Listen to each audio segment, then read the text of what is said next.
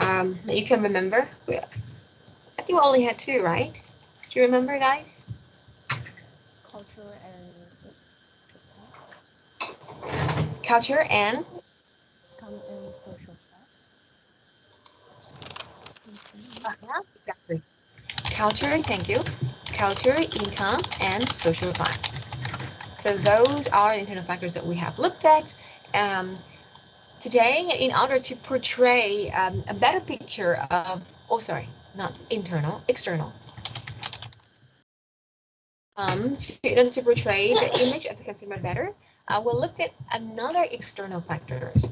That is the external factor that is, I think, one of the closest factors to the individual consumer. It's considered external, but it's very, very close to them.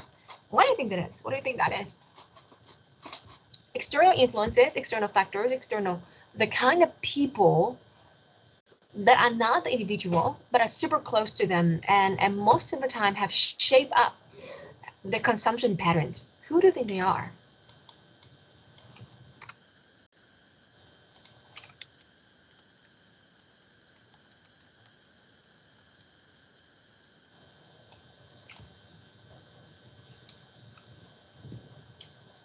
Anyone? Think about the people that shape up your consumption patterns, that may have a very strong impact on what you are buying or what you think that is good quality or bad quality right now as an young adult.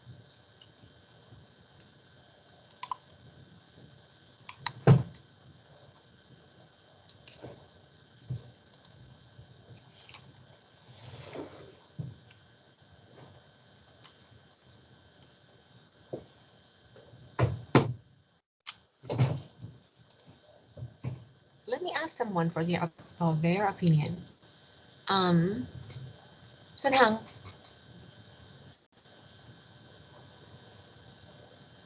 Yes. Cái là gì? Dạ. Cái là gì? Dạ, em không nghe rõ ạ. Oh, the kind of people that have influence on your consumption patterns, that have shaped your consumption patterns. Who do you think they are?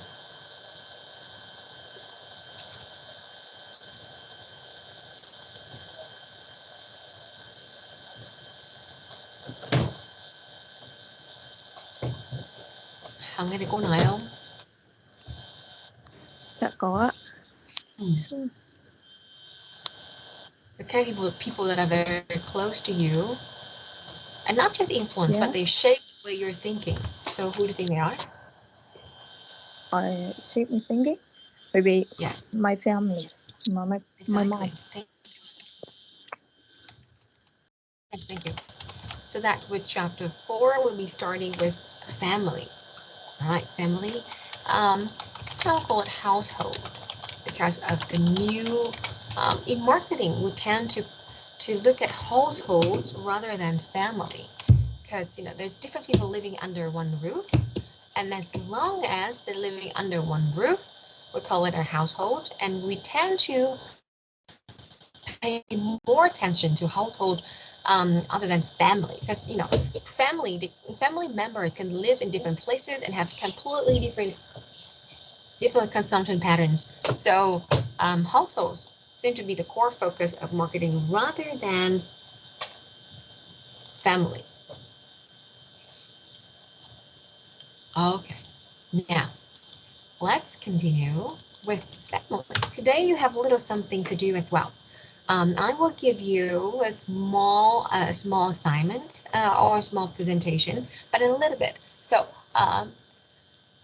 just give you a heads up for that. So let's begin our discussion on family and household. As we have discussed, right? Family help shapes the consumption patterns, the initial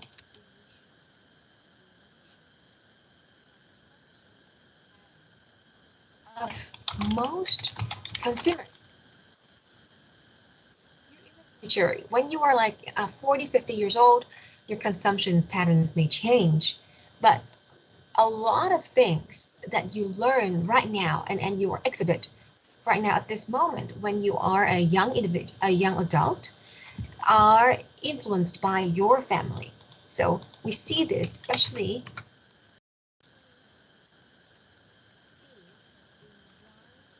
adults. They strongly, still very strongly,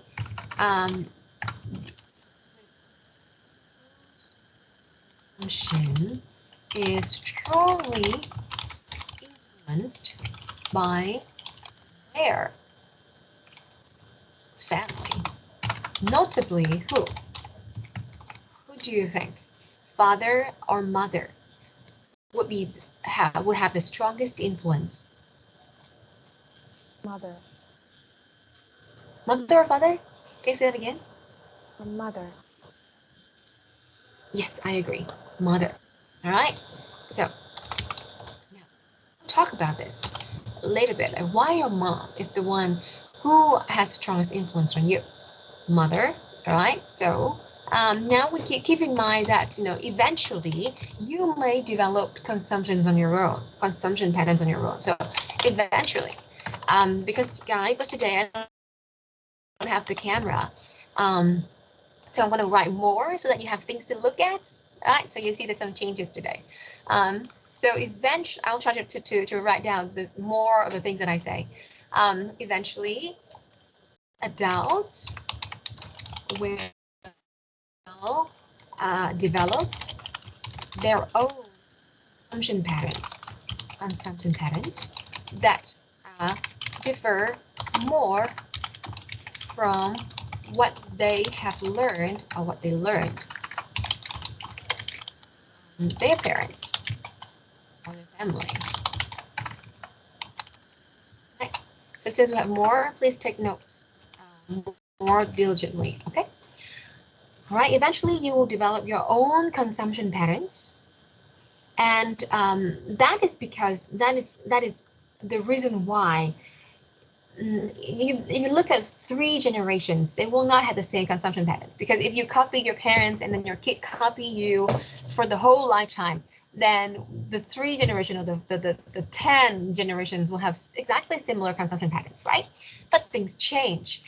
You develop your own preference when you do a lot of error and trial and errors through the process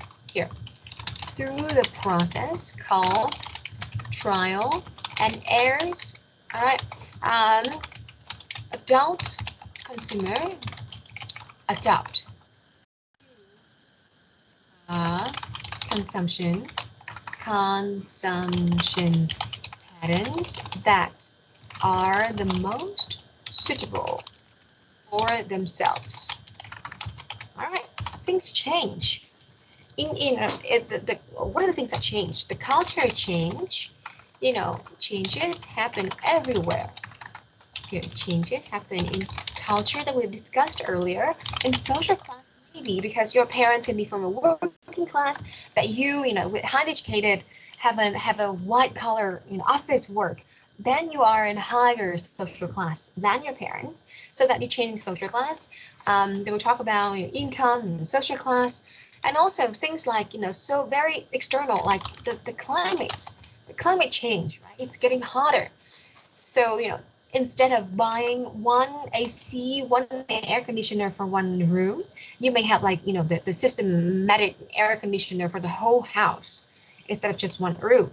So, buying different things and evaluate things differently as well. It's also one of two of the key things that make up any person's consumption patterns. Now, patterns là một cái thói quen ấy, and it includes a lot of things like what you buy, how you would buy it, what do you think it's good or bad quality, things, everything's like that.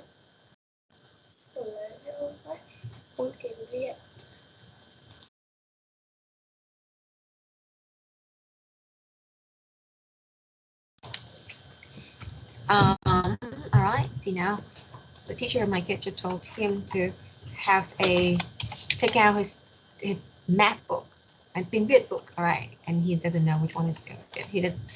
He cannot read yet, so sorry about this. So with our initial understanding, all right, of the influence of family, now let's look at the definition of family. Then what exactly is a family?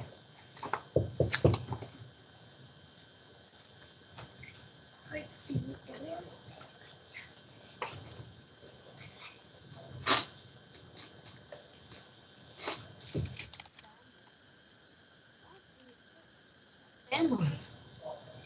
Now this is, you can take the law, luật hôn nhân và gia đình. Okay, and I did research this multiple times, but every time I forget. So here, the essence of family. Now, you know, it's not like you can open any book and Google it. I think it's best that you look at the family definition in Vietnam. So family in Vietnam is generally defined that with a persons or persons, so like individuals within a private household who are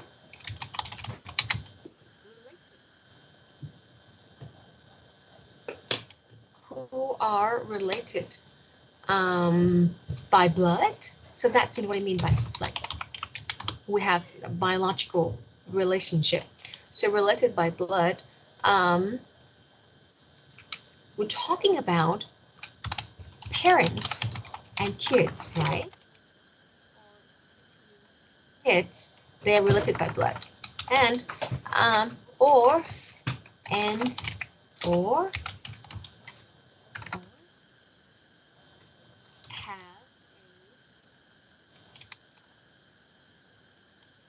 legally marital status. Now, how do I say this in a better way? Or, okay, are right, as husband and wife. Okay. Who are related by blood, parents and kids, and or related as husband and wife. Now, looking at this traditional definition of family, is there anything, do you think any kind of families have been left out here?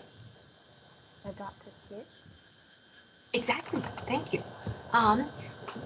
Not every family formed by members that are related by blood, right? And because I guess that in Vietnam, adoption is not that popular, and so they tend to ignore the minorities. But if you look at family as defined in other culture, in other contexts, like from our book, family usually is defined as in a narrow sense. Family in, say, developed nations. So this one, our book is from America. In the U.S., is defined in a narrower sense. A nuclear, and we know nuclear, right? Nuclear.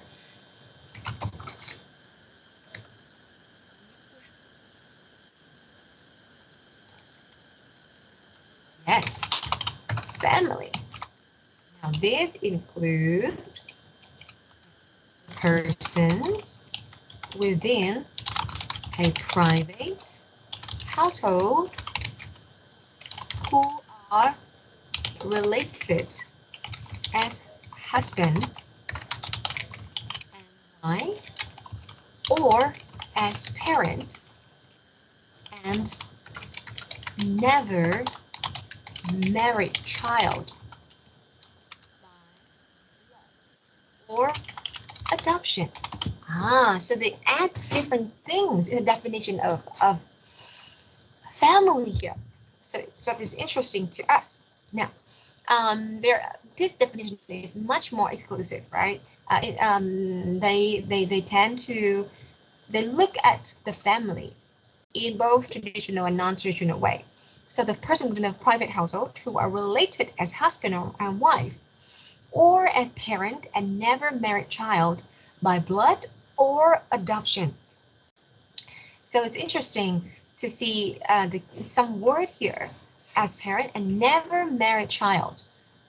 So what it means and what it implies here, it implies that if you still stay with your parents and if you are married or you have been married, that you may have a family of your own. You may become a single household. So that's something different from the Vietnamese point of view. In the Vietnamese point of view, if you get married and you stay with your parents, and even if you have kids on your own, you're still considered one family, and that is extended family, right? But the family in the US or I know in Euro as well, European, they also they take into consideration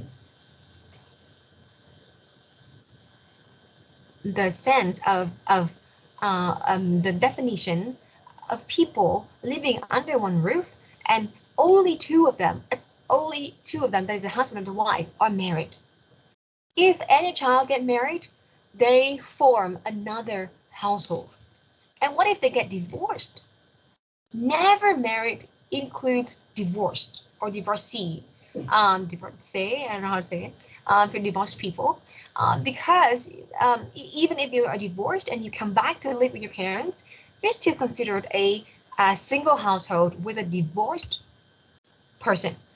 So be aware of the differences in definition in terms of family. All right, when you read in English, they possibly refer to family in this way, while in Vietnam, in our laws, usually this way. All right. So another thing is interesting, that's by blood or adoption, as you have pointed out. If you adopt kids, of course, your family if they're adopted. So that's with family. Now, what about a household? Also, we call it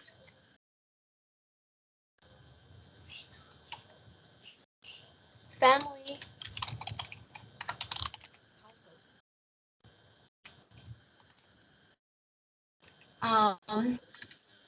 Sorry, let me log out. Các bạn nghe tiếng tinh tinh ở máy của cô không?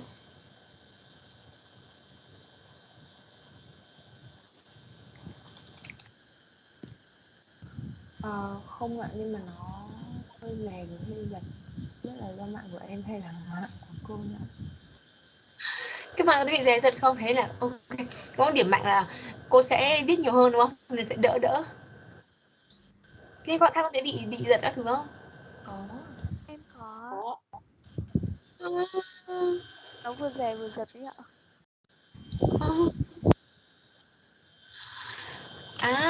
Từ từ nghĩ xem nào. Thế thì cô có thể tắt cái này đi và cô có thể dùng điện thoại để cô dùng mic, để cô dùng cái mic điện thoại sẽ đỡ hơn. Okay, hang on. So sorry for these things this morning. Mấy bạn xin điểm danh từ cô nhé. Okay. Let's see if things change. John. Cô các bạn nghĩ sao, nhưng mà bình thường khi mà cô học là học sinh mà các thầy các cô mà có vấn đề gì rồi cứ kiểu ngắt quãng là cô thấy rất là thích. Không biết các bạn có thích không, hay là các bạn cảm thấy khó chịu với điều đấy. Nếu một ngày tự nhiên mưa chẳng hạn, hay tự nhiên trời chẳng hạn, đấy là những ngày mà cô rất thích. I like change.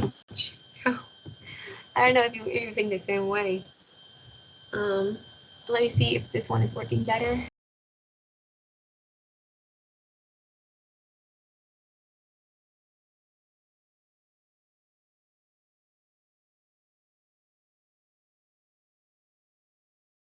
Rồi các bạn nghe cô. Ui.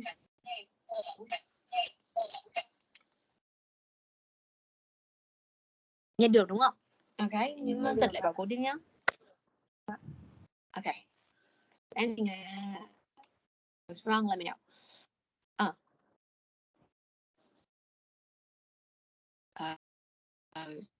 Okay.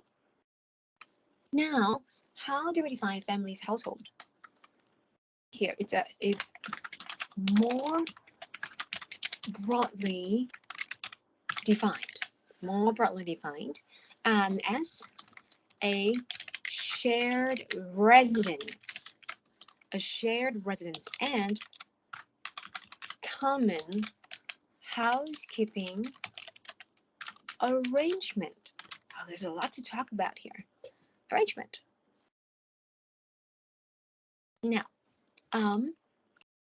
there's nothing about blood or adoption here in family's household, right? Broadly defined as shared residence of people, meaning people living together. So people living under one roof. All right, maybe common housekeeping. Now, but a lot of time you're living under one roof, but you rarely have any contact, or your life is not, should I say, you have very, very independent individual or private lives. Now, in those cases, if you have individual private lives, then they may not want to consider you a household, because there's nothing that you consume together. You do not make decisions together, and you do not use things together. Thì các bạn ở trọ hay nằm ở trọ mà ở trọ, khi mà ở ký túc xá chẳng hạn, ký túc xá thì có thể phải là cùng nhau, nhưng mà có rất nhiều bạn ở trọ cùng trong một cái household under one roof, đúng không ạ? Nhưng mà mỗi phòng là một kingdom của các bạn, và các bạn mua sử dụng đồ một cái cực kỳ khác nhau, và thậm chí là các bạn còn rất là khó với việc người khác dùng đồ của mình, đúng không? Thế nên là không có chuyện dùng chung, và lại càng không có chuyện là make a joint decisions, regarding most of the things. So if you living under one roof and you have almost no interactions, that is not a family household. But now, if you live in the same residence and you share a common housekeeping arrangement, which means that you have to decide things together, you have to agree on certain things together, that would transfer to household or consumption implications. So only when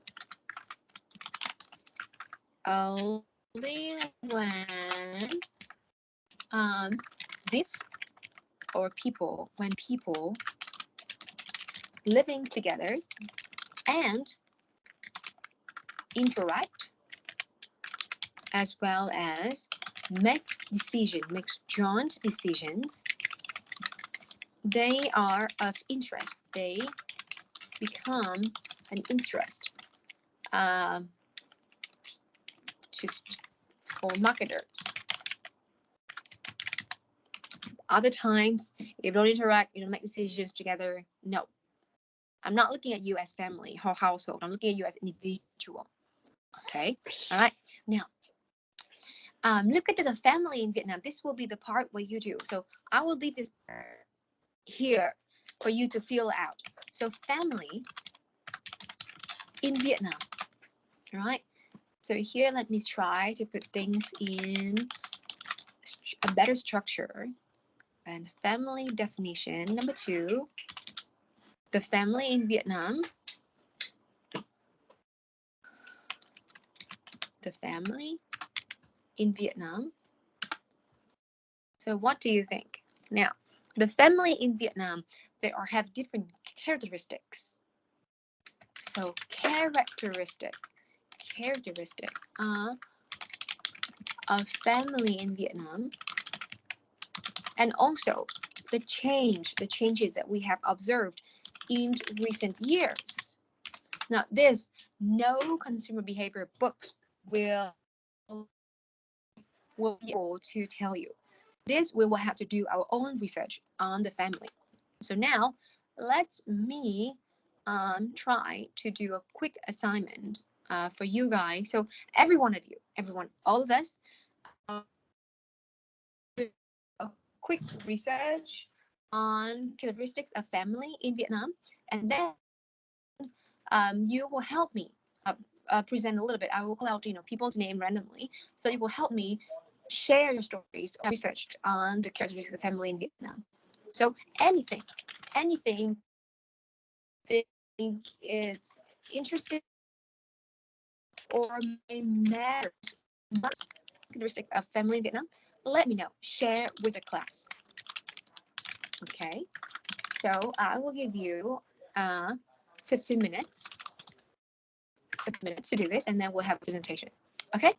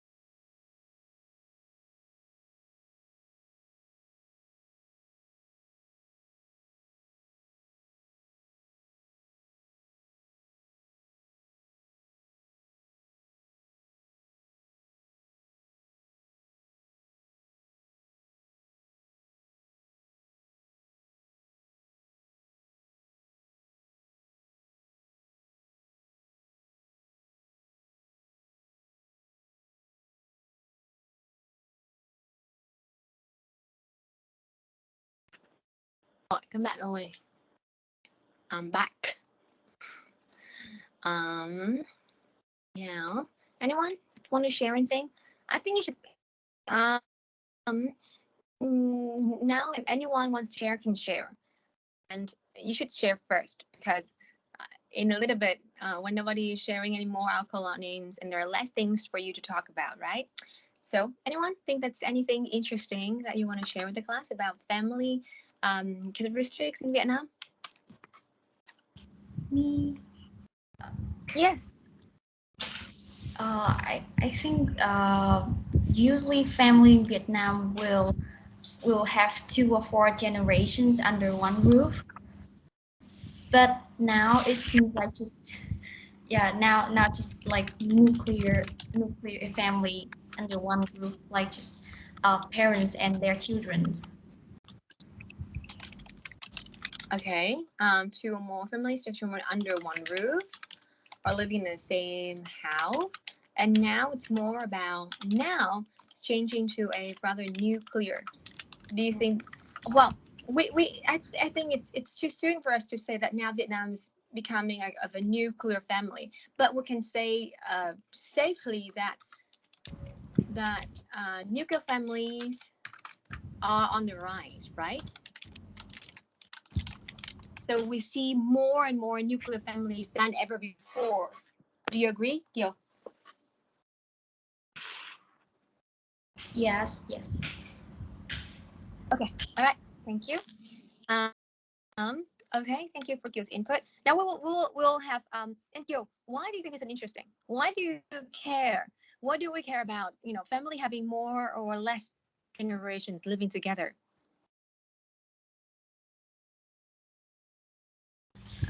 Can you repeat, please?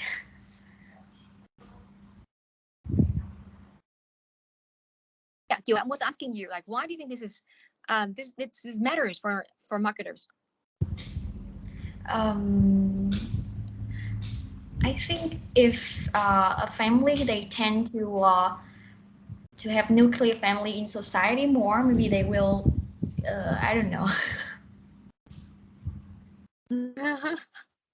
They will what?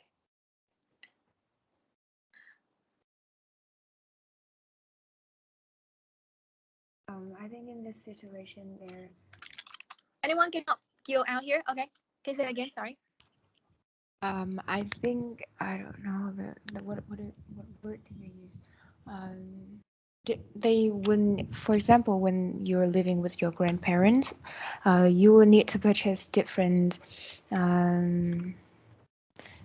stuff like the food you eat or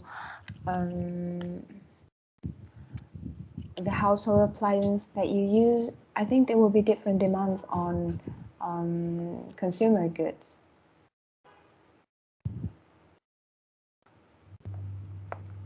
Oh my god.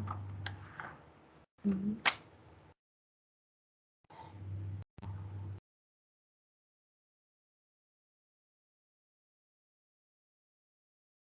Okay. So to answer these questions in the easy way, what kind of products do you think are affected, or the decision to buy what kind of products will be affected under, a large family or a smaller compared to a smaller family? Diaper, furniture. Yes. All right. You can see, what else cô không nghe rõ em vừa nói. Các bạn vừa nói. Real estate.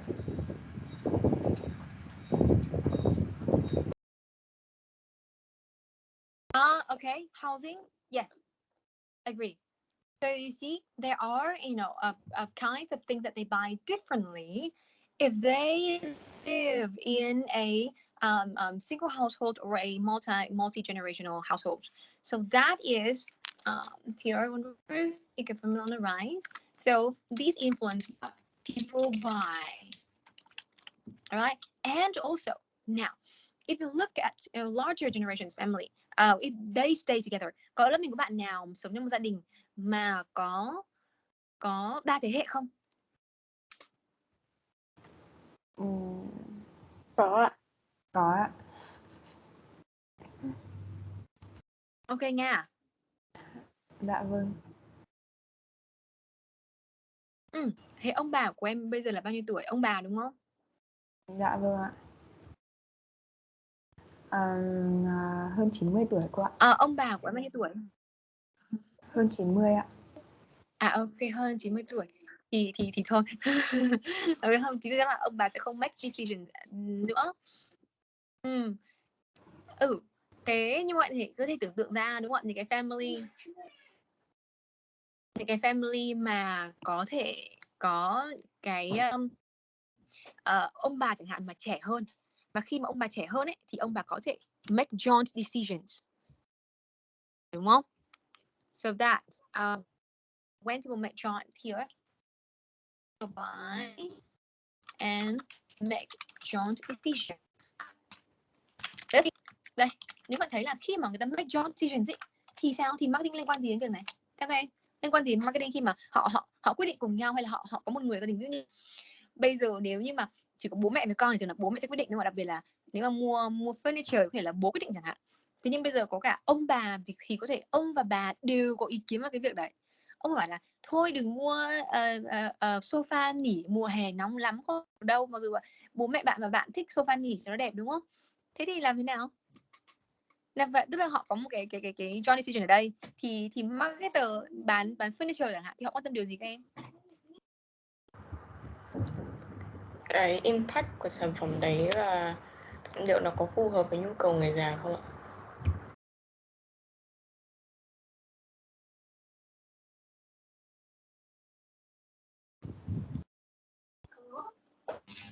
So joint decisions, nếu mà họ make joint decision thì thường sẽ mua cái gì các bạn biết không?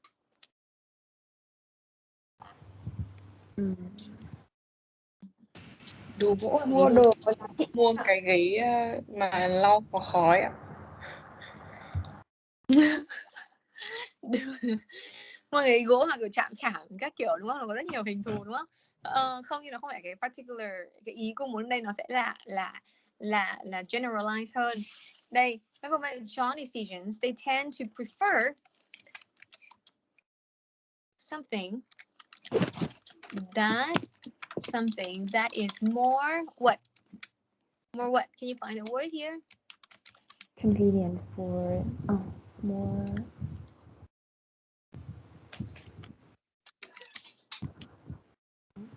Natural. Natural. Not natural. What do you think? Neutral, right? So you have said it. Something that is more neutral.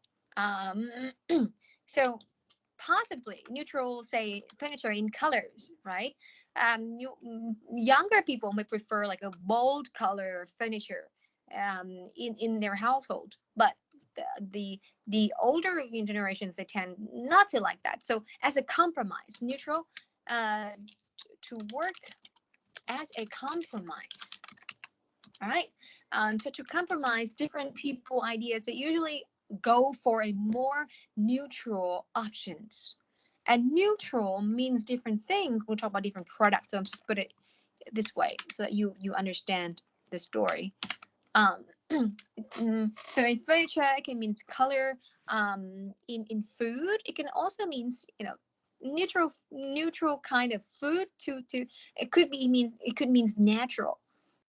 Instead of processed food or different kinds of canned food. So that's different meaning in terms of neutral when it comes to specific products. But that is one of the implications for marketers when they make joint decisions. All right. Okay.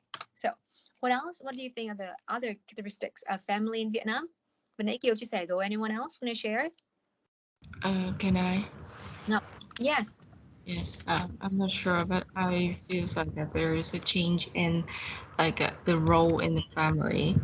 Like in the past, people usually consider the man as the breadwinner, and the woman is a housewife, and now it has changed, and it affects on the marketing on the side of, for example, about the cái bột giặt ấy con não hôm nay em vừa tiêm vaccine nên là em không nghĩ được từ.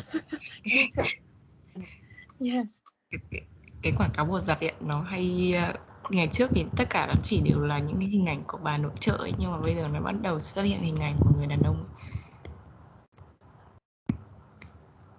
Yeah, Ngọc không nghe thì em nữa. Alo. Hello ạ. Yeah, in the past, so the detergent advertisement usually only used the image of a woman, but now it also has the involvement of the man. Hello, can you hear me?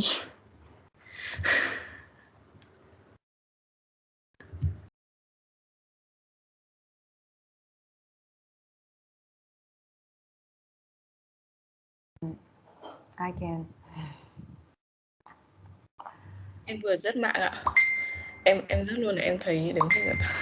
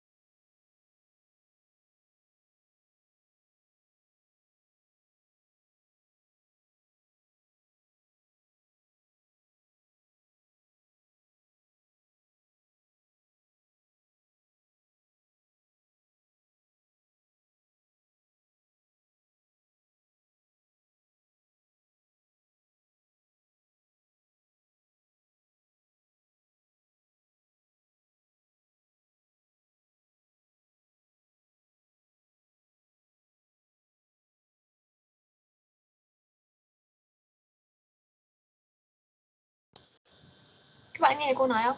Cô bị out ra khỏi. Cái điện thoại của cô không vào lại được. Bây giờ mình nghe được ạ. Trước đấy là không. Nó vẫn bị dè lắm. Ok, Ngọc, em có thể nói lại được không? Em nói đoạn role family này, husband no longer the breadwinner này, detergent đúng không? Xong em bảo em đi tiêm, thế là cô mất luôn. Em nói lại được không? Chết rồi, em cũng không nhớ em vừa nói gì. Okay, so like in the past, as you can see that there is a change in the role of the family. The man is no longer the must breadwinner, but also the woman, and and the woman is usually considered as a housewife. But nowadays, man and woman both share the housework. So there is a big example here, which is a detergent advertisement. In the past, it only used the image of a woman, but now it has the involvement of a man. For example, like Abba, or I don't even remember that name. Like, Abba has a man like who wash clothes? No, not. But he has an involvement of like giving the opinion or want to buy the detergent. But in the past, they only used the image of a woman only. Like a mom brings the best to the family and stuff, but now they change. But now it like you can see one of the most famous advertisement of ABBA. There's the like the seller, the woman seller, um, standing on the truck, and the man is the one who responding want to buy the detergent and even know the feature of ABBA's detergent. That is I think that is slowly a change in like eventually. Okay. Ngọc, do you think it's better? Because when think about this, your example, when the man does not wash clothes yet, but now he is also joining the decision to buy what detergent item that the wife's going to buy. Now, do you think it's a good thing? That he It's not the point here is not the man taking over the choice of the woman, but the fact of the man to know the feature and the way it works means that he also joy in doing household, so that he will understand how it works and like the feature of the product. That's the point. Okay, good. Good. So yes, you put it if you put it that way, and I hope that it's the way that you have just mentioned. that if the man is starting to join doing some traditionally woman's job in Vietnamese family, like washing the clothes, and so because he is doing those, so he knows and he has his own preferences in what kind of detergent to buy. Now that is good, but I think but the worst scenario is that he doesn't do anything, he doesn't understand anything, but he insists on buying this or buying that. That will be a huge headache for, for women, If right? that will be a headache. But I can Yes. see, like you can see in the advertisement now, like, there are many story of the man who listened to his wife is now is like like like like more on the social media. I think that is also a headache too. Like it is a good thing. Yes, but I think it's a necessary stage, as you said. Now, as you said earlier, that is a transition. It's a transitional phase. So to transfer from a clear role of women and a wife or husband in the family to a more joined or as equal roles, then right now is a transitional phase. So maybe it's a headache for some families, but in the future, the husband will actually do more things, and that's a good thing, right? Yes. Okay, so thinking of the very interesting insight here. For role of the family, husband is no longer the breadwinner. Now, what we can learn from this? Usually, there's an interesting thing in a lot of developing nations that's happening right now. That is, um, the husband usually, in the past, the husband used to make all the money. All right, well, who is spending? The wife is one who decides how to spend the money. This is, you can think that is a very a great way for women, and I think a lot of women's right now, they like to get married to some man who gives them all the money, and then she gets to decide how to spend it. Right? Was now, but this is I use the past tense, so this has changed. Now, both both wife, husband, and make money, right? They both have jobs. This past when the husband makes all the money because the wife is a stay-at-home mom.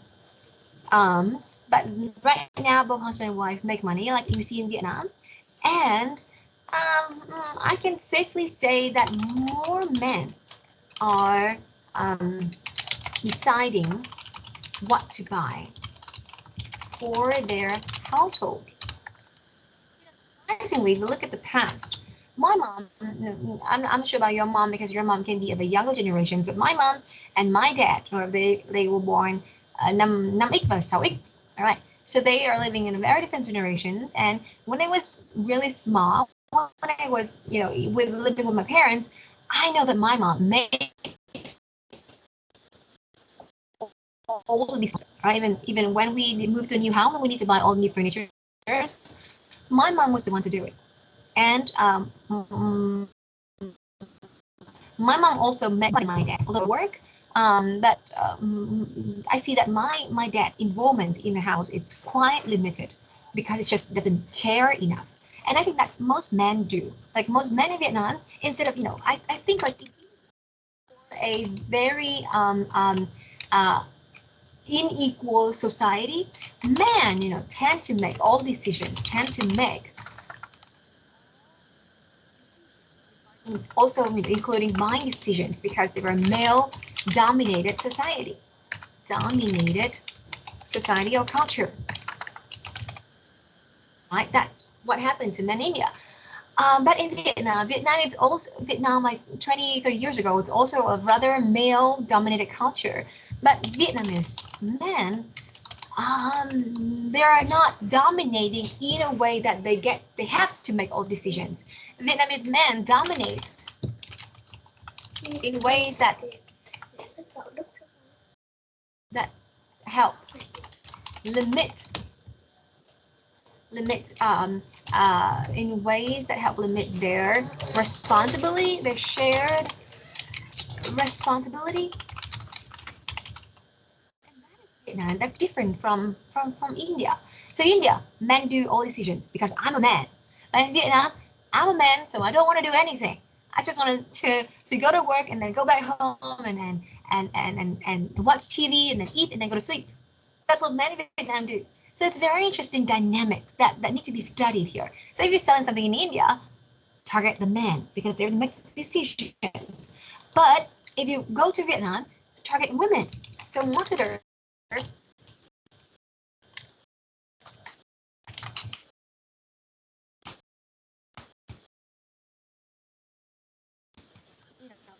to target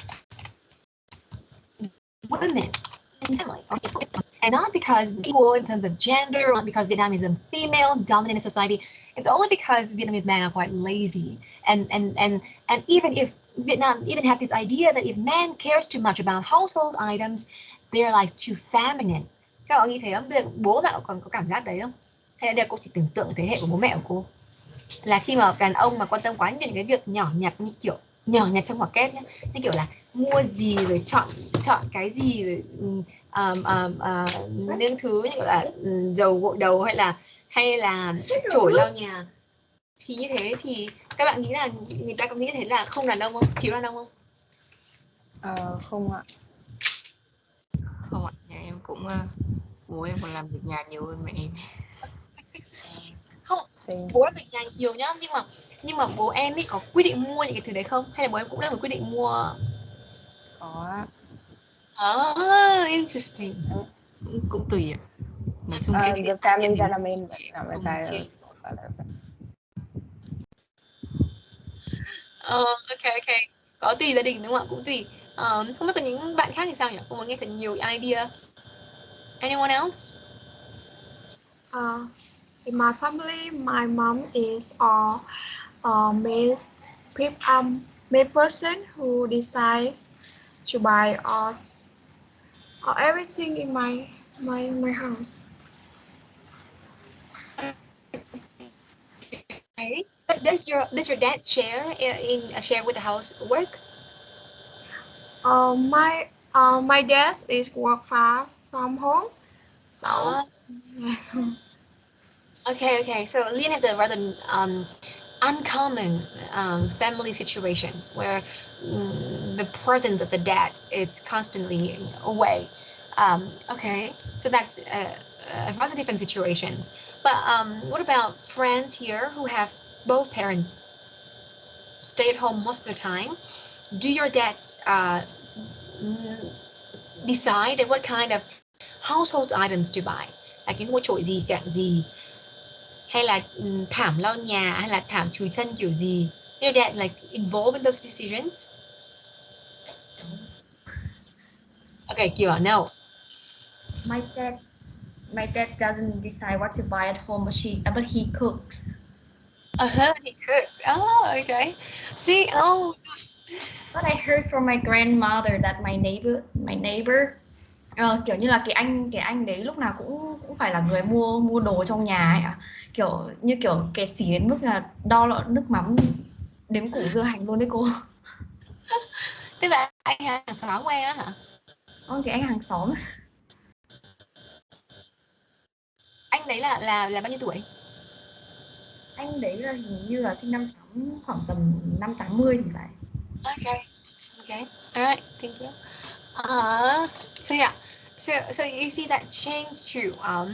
Now this is the past, right? When the husband tend to be lazy and make all kind of money. Now they both make money, but most women still decide what to spend. However, we see some shift in men making decisions as well. I know that from my father, deciding all those little things to buy could be a sign of feminism from to be too feminine for my dad, and he will not do it. He will refuse to do it.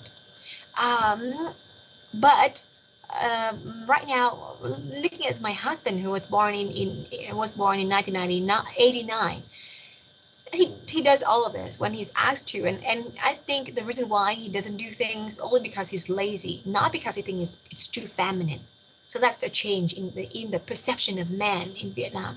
So he's no longer unlike my dad, he no longer views that men buying small household items or even go to the store and ask for buying gloves, buying soap, buying dishwashing detergent or dishwashing liquids are feminine. My dad would think it's too feminine, but my husband will not. So that's a change that I really appreciate. All right. So right now, and as Ngọc has already said, the implication for marketing right now is that we see more advertisement that involve the husband or the man in the family in the decisions. They're not only the receiver of the product's benefits, but they also join in the making decision process. So that is a good change, right? Okay, anything else? Come on. Any other characteristics from a Vietnamese family that you have witnessed or have researched, have found out? Can I? Well, I think since now the millennials now have become parents in the family, so the habit of shopping, especially for consumer goods, changed by the habit of millennials. Okay. For Become. become Trang, parents. continue. Since the millennials care about the natural product which do not contain the chemical substances. Uh, so they buy a lot of products that can be a product from SME or handmade.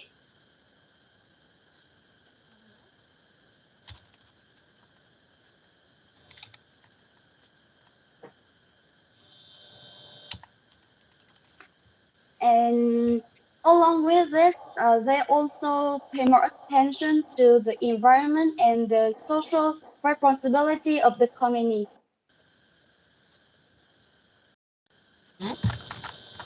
Environment and CSR activities. Okay.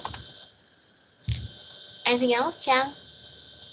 Mm, Another is because the level of income of the family has raised up, so they have more tendency to buy luxury goods, especially in the special occasion like that.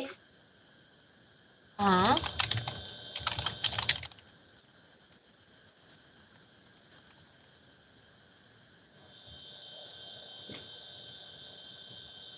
Anything else? No, I just have this. Okay. All right. Thank you, Chang. Very good observation, right? Millennials. Millennials become parents. True. I am a millennial, right? And I became parent 6 years ago. Higher concern exact. This is exactly, this is exactly what I am right now. Like, I'm high consumer, safe, natural, local product environments, its activities. Although I still don't buy, more luxury. I don't buy luxury for special occasions. I buy luxury products in any occasion. No, no, no. Just kidding. Um, all right. So look at the first point that Chan has made. When millennials, right, the younger generations become parents, they are very different from um, generations X or generation Y or people born before them. When millennials make the decisions, they tend to care more about safe, natural, local products, environment. Why? Because at this time, the environment, they were born because these people, this generation, it's born huge problem, issue or huge crisis, huge environmental crisis. When I was born, I still remember when I was like 5 years old or 4 years old and watched TV, they started to talk a lot about environment. Cô nhớ hồi đấy chắc cô cũng học cấp 1 hoặc là mẫu giáo, xem TV ở VTV2, rất thích xem VTV2. Và có một cái series quảng cáo mà cô cứ nhớ mãi, tức là họ nói một câu slogan ý là kiểu như là làm mọi thứ bạn có thể để tiết kiệm. Tức là ý ở đây là tất cả mọi người, từng người một thì đều matters, và bất kỳ cái gì cũng đều matters trong cái việc bảo vệ môi trường. Bất kỳ ai, bằng cái nghe cô bé cái bài hát mà cái gì điều đó tùy thuộc hành động của bạn, chi thường hành động của cái gì và bạn mà thôi, đúng không? Các bạn có bao giờ nghe bài này không?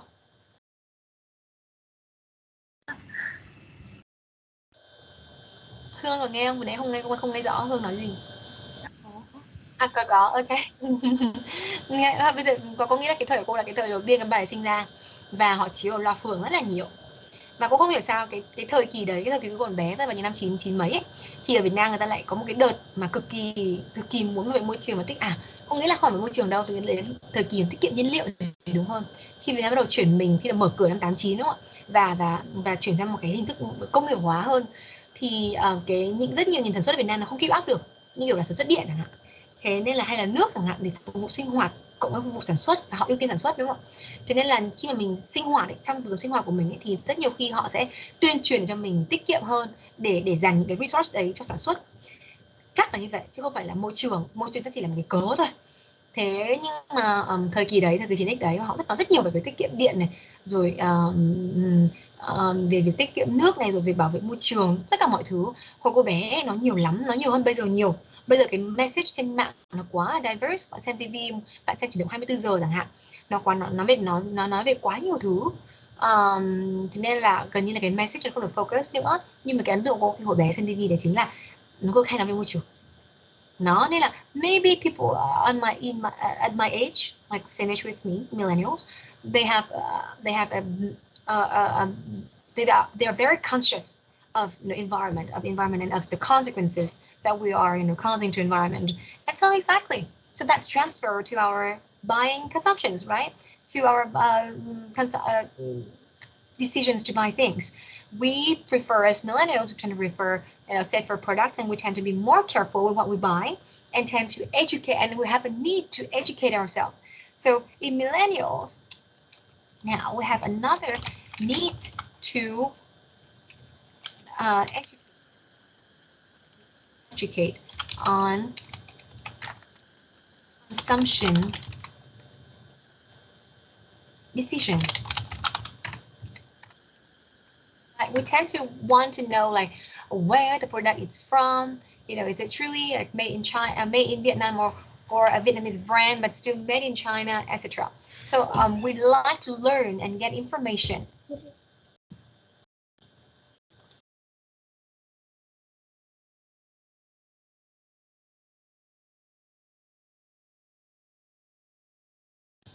Right, so that's something very different from my parents' generations. However, now Generation Z also it's becoming parents. You guys becoming parents đấy. Cô vừa nhắc hôm trước, tên mấy hôm một tuần lại có bạn EBBA nhắn tin là ôi em sắp đẻ nên mua lại máy vắt sữa gì, cô tư vấn cho em. Soon đúng không? Bạn đấy là EBBA 8. Soon các bạn cũng sẽ là EBBA 11, cũng sẽ bắt đầu hỏi cô ơi con nên thế này con thế kia nên làm thế nào đúng không? So Generation Z is becoming parents now. Do you think there's any change compared to millennials?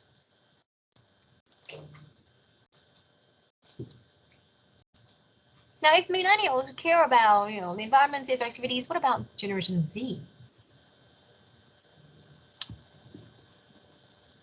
They care more about technology and e-commerce platform shopping.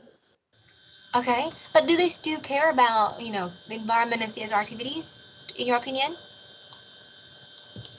I think yes, but not really in không không nặng nề như là Gen Y ạ. Really? Thế họ care cái gì?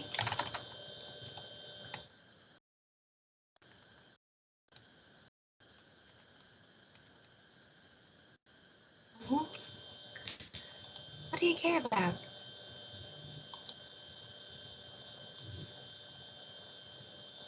Game? Bây giờ chính em đây, Gen Z đây. Cô thử hỏi bạn nhé. Luân ơi, are you still there?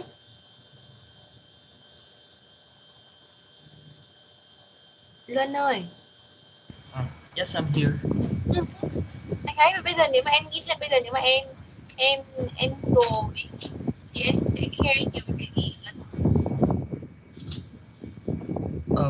Cô em không nghe rõ ạ. Em tắt mic đi. Vâng. Rồi, bây giờ các bạn nhá. Tưởng tượng bây giờ là năm 2025 và Luân vừa mới lấy vợ và có baby. Được chưa? Và bây giờ Luân sẽ đi ra đường và mua các cái đồ dùng cho gia đình của mình. Thì mà có thể vợ dùng và con cũng dùng. Nó có thể là bất kỳ cái gì, hóa mỹ phẩm cho đến furniture, cho đến thậm chí là những cái nhà cửa chẳng hạn. Vậy thì em nghĩ là những cái top priority cho cái buying decision của em là gì? Khi mà em tự đi mua đồ cho gia đình của chính mình. Nếu mà em thì em nghĩ là sẽ tham khảo trên các nền tảng khác nhau về ý kiến về các dòng sản phẩm kiểu on top ấy ạ. Để đấy biết là cần mua cái gì chất lượng hơn. Nhưng mà cái priority của em là gì? Là mua đồ chất lượng à? Hay là mua đồ rẻ này? Hay là mua đồ ở môi trường này? Hay là mua đồ đẹp này? Tức là cái gì cần thiết cho em? Ví dụ mua cái gì cho gia đình bây giờ nhỉ? Mua let's see, em think family. Mua một cái cũi cho con chẳng hạn, mua một cái cũi cho con của em nằm ngủ chẳng hạn. Thì em nào quan tâm là cái gì nào? Thì chắc đầu tiên là về quality, rồi nguyên liệu thì như thế nào, sau đó rồi mới đến giá cả. Ok, em quan tâm nguyên liệu để làm gì luôn? Em nghĩ là nếu đã là đồ dùng cho trẻ sơ sinh thì nó phải vừa environmental friendly và vừa phải an toàn cho kiểu trẻ em ấy ạ. Ok, cái gì em nói trước khi nguyên liệu ấy nhỉ? Là quality ạ, là sản phẩm có thể dùng bền hay không. Ok, như vậy là durability này, safety này, và price. Ok, nào, em nghĩ cái nào quan trọng nhất đối với em? Durability, safety, green and price. Với em chắc là safety. Ok, safety, good. Rồi, thế cũng Lân ơi, nếu như mà em mua cái này cho vợ chẳng hạn, cứ dèo cái gì cho vợ nhỉ? Một cái ghế mà có thể ghế massage, ok, ghế massage cho vợ chẳng hạn. Thế thì em sẽ chọn có những cái nào thay đổi không, hay là có cái gì mà em sẽ quan tâm nhất không? Mà khác với cái khi mua cho con không? Nếu mà chuyển đối tượng mua cho và chuyển sang dòng sản phẩm thì em nghĩ phải chuyển về chất lượng sản phẩm phải tốt. Rồi đến Ờ, chất lượng vì nó là đồ điện tử nên là phải đọc các dòng reviews để biết là nó có hay bị lỗi hay không. ok, Khả năng vậy là sử chất dụng rất lượng là đúng không? về và rồi mới đến giá cả, và vì nó là đồ điện tử nên em không nghĩ nó có thể có cái ý green được. Okay. All right. Okay. Thank you, Lord.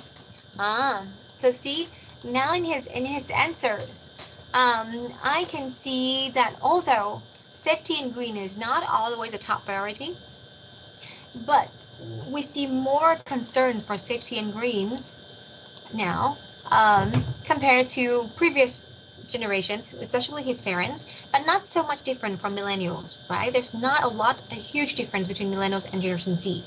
But I do think that you care a lot about safety, like whether it's safe to use this product. Hồi còn bé cô không bao giờ nghĩ đến việc là sản phẩm an toàn nữa nhé. Cái từ an toàn ấy không có trong vocab của cô đâu. Thế nhưng mà khi mà có quá nhiều những cái scandal xảy ra và có những cái vấn đề mà thực ra bởi vì nó có media nữa. Hồi còn bé thì không có media, chỉ có TV đúng không ạ? Chỉ có TV và TV nó rất là hạn chế, nhưng bây giờ khi bạn xem báo, bắt đầu thông tin trên mạng xã hội, rất nhiều thông tin khác nhau, thì bạn nhận được rất nhiều những cái thông tin về unsafety products hay là accident incident gì đó, thì đấy bạn bắt đầu quan tâm nhiều hơn về safe products or safety, and then also green. All right, So that's something different and okay, very interesting. So compared to millennials and Generation Z, they tend to have similar, rather similar patterns and that emphasize safety and green. And I agree with this point. Okay, safety and green. Okay, all right. Now moving on. Any other observations that you have? And Okay, cool. I think the very important characteristic of family in Vietnam is the close, intimate, and have very strong family ties. It can shown in like some example like Vietnamese family very valued the daily meals, or they also respect for the seniors in the family. Um, I think it's interesting because they also uh, value the family gathering, and especially some special holiday like Mid Autumn Festival or that holiday, and it's still the topic that never old-fashioned for marketer to target and focus on. Okay, thank you. Right. Um, this seems to be but the point you have just made seems to be something that has been unchanged, right? Some characteristics that have been unchanged for families in many years now, and it's a very important characteristic. So thank you for pointing that out. So whether in the past or right now, intimacy or family ties do play an important role, right? Because Vietnamese, exactly, Vietnamese like to have to eat together, and it's important in the family meals. And we also still do a lot of extended family gathering, like ăn giỗ Tết hay là Trung thu mà nói đúng không? So that yeah, that something make an Asian or Vietnamese household very different. This is very different from a traditional a US or Euro kind of family. They don't have a large family gathering. I don't think ever. I don't think they ever have a large family, gathering. Mm, I have lived in the States for quite some times. Living with my host parents, and I have never seen them have. There's like one occasion when my host parents come back home, and like yeah, they're like, but they're only in her family, like tất cả anh chị em trong nhà với bố mẹ ăn một bữa. That's the family gathering. But in Vietnam, we have like the cousins, we have aunts and uncles together, so very large extended family gathering, and also it's very interesting, right? So for marketers targeting something, as you said, like gift in Vietnam is a big market. Gift is a big market in Vietnam. Right? You don't see this as much in other culture. In developed nations like the US, they do have gift. They do send gift, but only in Christmas. At Christmas, and it's a culture for Christians, right? Not culture. It's a thing for Christians to exchange gift at Christmas time. But other than that, they don't. And what they do, vì họ rất là thực dụng, thì họ có biết là có mặt hàng gì mà cực kỳ phổ biến không để tặng nhau ở những nước phát triển không? Nếu mà muốn tặng ai đó không muốn nghĩ gì, phải tặng họ cái gì biết không? Rượu vang ạ? Không phải rượu vang. Rượu vang khó tặng phết đấy. Bởi vì người ta không biết cái taste của họ. Rượu vang tức là khi mình đến nhà ai đó để ăn cơm ấy, thì thường là thay vì mua hoa quả như Việt Nam thì người ta mang một chai rượu vang. Đúng, Nga nói cái point out cái đấy là đúng. Nhưng có trong những trường hợp tặng quà cơ, không phải là đến rượu share như thế đâu, mà là tặng quà tặng cho người khác ấy. Thì khi tặng gì biết không? Họ chẳng muốn nghĩ gì cả. Tặng gì người ta vẫn appreciate. Đúng rồi, gift card. Alright, in Vietnam. So in the US we see a lot of gift cards. There's a gift card everywhere. Lúc các bạn đứng thanh toán tiền ở siêu thị sẽ có một loạt gift card của tất cả các hãng luôn. and we purchase gift card on like almost a monthly basis, where there's always occasions to give gift. But in Vietnam, we don't see gift cards, right? It's even something not very complying with social expectations. If you give people gift cards, they may look at you in a very different way, like in a negative way, that you don't care and you are too materialistic and all those things. So that's interesting. And instead, in Vietnam, we see a lot of, of products that are destined to be gift only. That's very interesting in Vietnamese market. What kind of products do you think? Or do you know any brands or any products that are only meant to be used as a gift? Oh my home lamb. Because Oh my home lamb, yes. Okay. Gì nữa?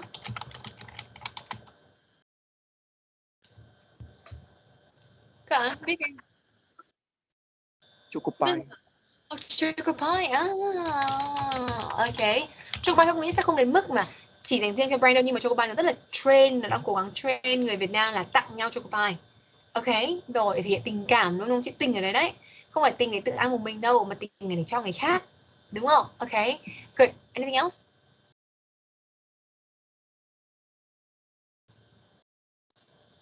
Anything else? Trên màn hình của cô hiện ra bạn Nhung, bạn ấy Trang Nhung mà cứ cười với cô mãi. À, chẳng phải nói gì. Trang Nhung ơi. Dạ. Em có biết sản phẩm gì là thương hiệu gì đang xin ra chị để tặng quà không?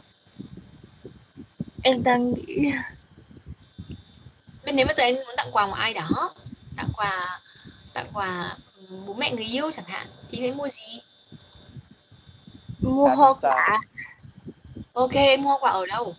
Không phải ở chợ Mua đúng hoa không? quả ở siêu thị, vâng. Ok, Mua ở giỏ siêu thị. hoặc là Ok, mua giỏ. Còn nếu như cô bảo em là chọn một hãng hoa quả, chọn hãng nào? Thay vì mua siêu thị. Hãng Clever Food. Ok, rồi. Cảm ơn Trang, cảm ơn Trang Nhung. Cô ép bạn ấy trả lời. Ok. Thì ép bạn ấy trả lời Clever Fruit. Rồi. Clever Fruit in the past, right? They used to position themselves as gift, but now they have destroyed the positioning by giving too many sales promotion program. Although they're not cheap, but they I don't know why they want to pretend to look cheap by having a lot of banners, on the street, on the pavement. I'm saying, cherry giảm giá tốt nhất gì đó, although it's too expensive. But way back 5 years ago, Clever Fruit is positioned itself as a gift giving kind of fruit. So yes, so that's extra. A lot of other products in Vietnam are to be that, because there's a lot of family gathering, and most of the time we give these gift to family members, not for our boss. Có nghĩa là cho sếp thì chỉ có tùy dịp thôi. Và cho sếp thì nước nào cũng có, đúng không? Nhưng mà for family in Vietnam, we see that's a lot all the time. So okay. Quên thời gian rồi. Let's take a quick break, and then we'll take 15 minutes break, so we'll get back at 10:10.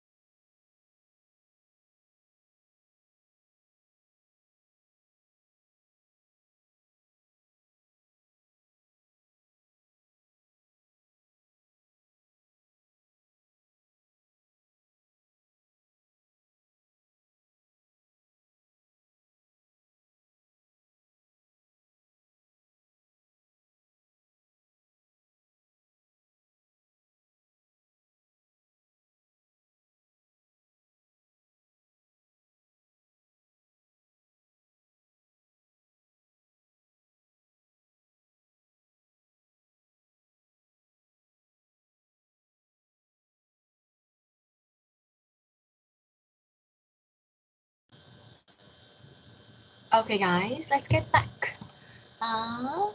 So yeah, so we had a lot of interesting inputs on characteristics of Vietnamese family. That is not enough. Anyone else? Anyone else want to complete our discussion on the family and then we can move on? Anyone want to share any observations or an interesting thing that you have seen? Can I? Mhm. I don't think is it right, but it's just something that I observe. Is I see that in the past the relationships from a family with other family is so close, and they can hang out with each other and sharing almost problem in their life. But nowadays, almost I think almost it happens in the city. They often just focus on their only family, not sharing with other neighbors.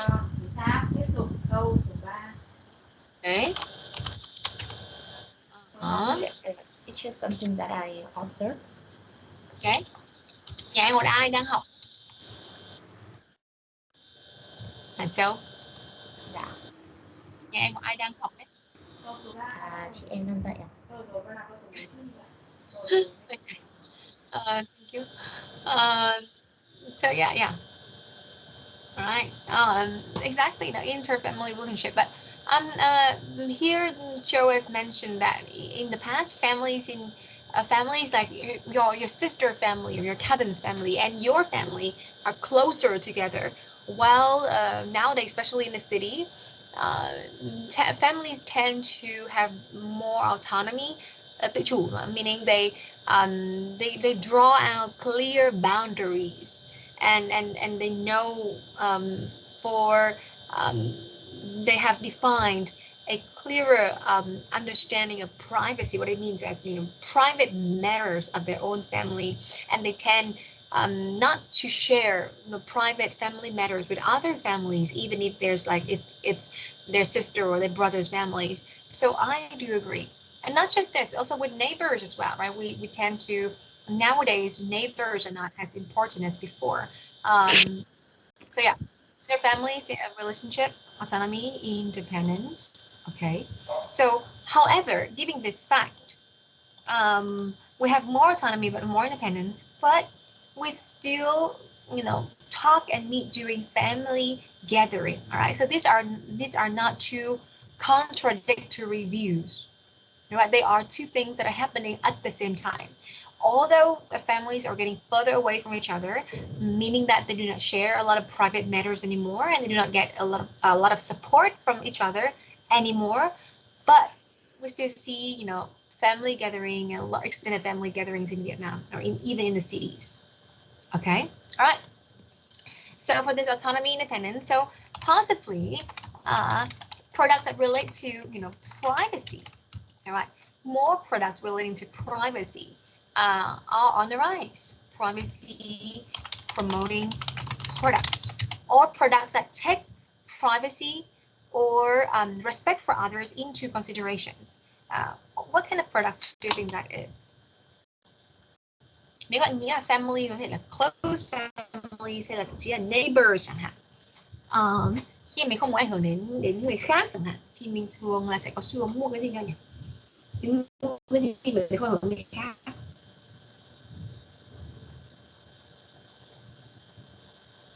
Hay là cái gì giúp mình bảo vệ privacy của mình?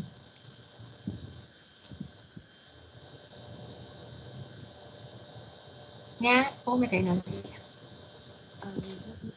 Loại để ơn. Yes.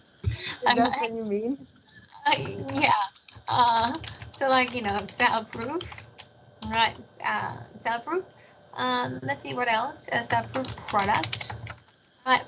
And when they're not a large family anymore, think about when they are going to places like traveling package, right? Hồi cô còn bé, hồi cô 3 tuổi nhá, cả họ hàng nhà cô, tất cả mọi người đều đi Huế, có cảnh gia đình phải đến mấy chục người cùng đi tàu hỏa đến Huế chơi, tất cả anh chị em họ trong nhà và tất cả các bác và ông bà. But I don't think right now we have that kind of traveling anymore. So traveling packages also need to adapt, right? They may have you see a lot of things interesting, right? So traveling package, they may have smaller packages, meaning for fewer smaller packages here, packages for people. Not just that, they may travel here, transportation, or you can see transportation for a lot, for a big number of people, a lot of people at the same time, but accommodation tend to be separated and smaller, or is separated. All right, we don't want to live in the same house. We don't want to live in the same room. Bây giờ các bạn hiểu nha, các gia đình mà ở cùng trong một phòng rất to với nhiều giường trong cái phòng đấy và ở chung, no, I don't think we do that. Right, so in the past, I think that worked. In the past, all families living under one roof already, so they travel, all families living under one room, no problem. But right now, I don't. We care more about our own privacy. So looking at traveling, you can see that, or tourism. We can travel on the same bus together, but we're not going to live in the same room together. We may live in the same condo, in the same villa, right? But not in the same room. So that's something also interesting about the change. And maybe, who knows, in the future, transportation is also separated. Maybe in the future, more families have own cars, so they may travel independently, or they may not want to go together for some reasons. Right now, cô không tưởng tượng được tại sao người ta lại không muốn đi cùng nhau với các bạn. Tất cả lớp, tất cả gia đình cùng đi đến Huế như cô nói chẳng hạn. Thế nhưng mà họ có thể đi chung tàu và mỗi một nhà một toa, ok fine. Nhưng mà khi ở Huế thì cùng một cái xe buýt to dẫn mọi người đi khắp nơi ở Huế du lịch chẳng hạn. Cô không nghĩ ra lý do gì mà tại sao họ lại không chịu đi chung xe. Không biết là đến khoảng 20 năm nữa thì có lý do gì để họ đòi đi xe riêng mà không đi xe buýt chung với nhau nhỉ? Cô ơi, em muốn hỏi một chút được không ạ? Em hỏi. Khi mà tức là ở trong cái phần này thì mình nói là transportation thì vẫn dùng được cho tức là vẫn nhiều người vẫn đi chung với nhau, thế nhưng mà bây giờ accommodation thì separated. Nhưng mà em thấy từ trước đến giờ nó vẫn separated mà. Like if we say that now accommodation is separated, we have to name any example when in the past when accommodation is not separated. Cô tưởng là cô vừa nói gì đấy xong ngang miss out vậy đấy. So yeah, em có nghe đoạn đấy ạ, nhưng mà cái đoạn cô nói là ngày xưa thì ở chung được, bây giờ thì không ở chung được ấy. Vâng, nhưng mà em tưởng là cô đang nhắc đến việc đi du lịch nói chung thôi ạ, hay là việc ở nhà. Đây là đi du lịch ấy.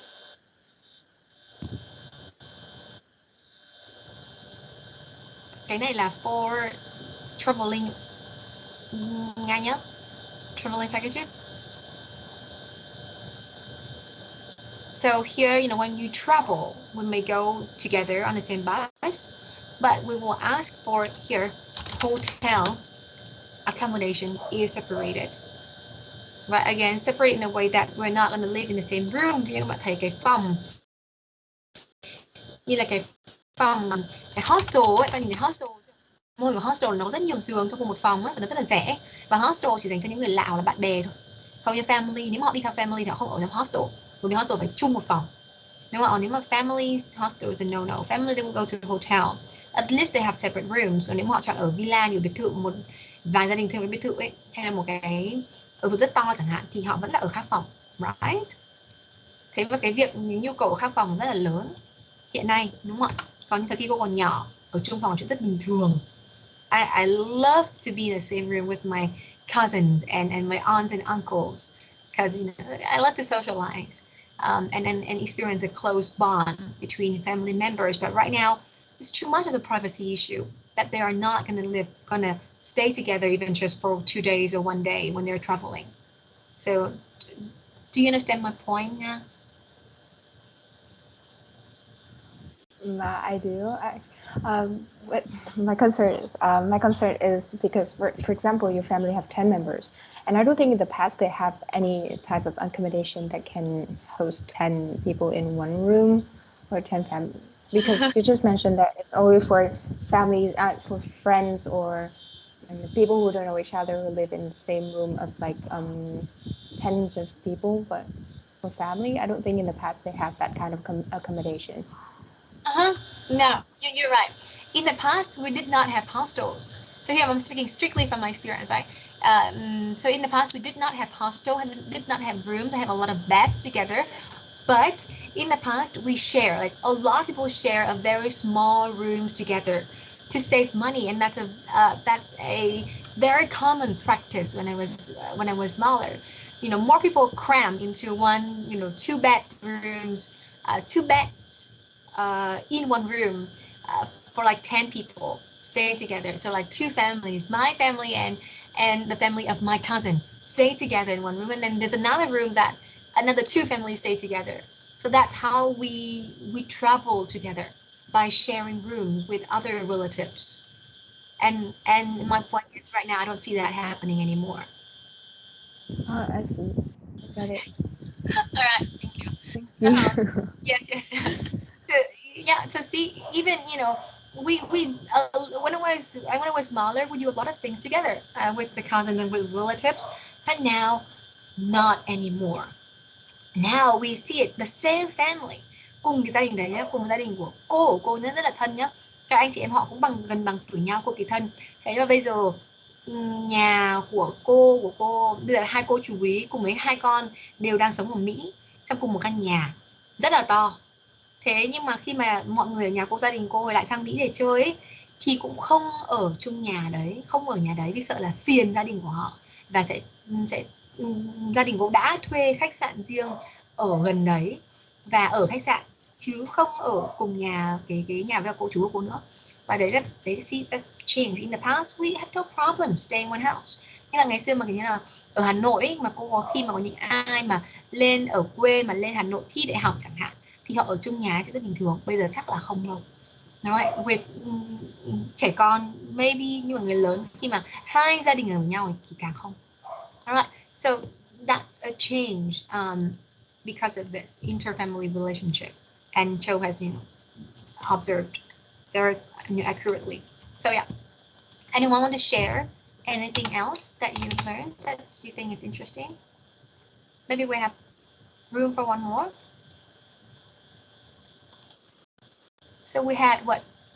Role, family, more generations, okay. Role of husband and wife, okay. Millennials become parents, okay. Intimacy and strong family ties, all right, and then interfamily relationship. Wow, we have covered so many things, guys. I don't have to teach, and I love it. Anything else that you want to share about family change?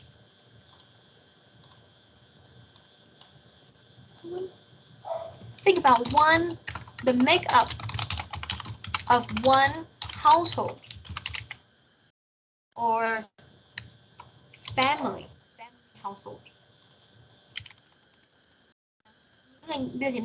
Is any change? Traditionally, we have parents and kids.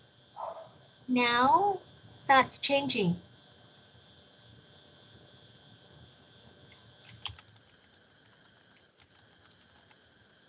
Parents and kids and even grandparents. But right now, we see new family structure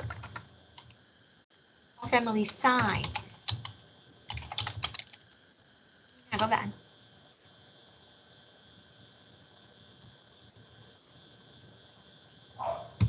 Let me ask someone.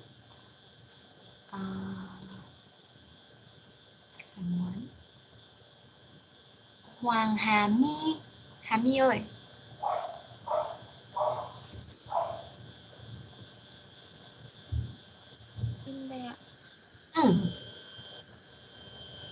sao hả My? Về cái make up of family.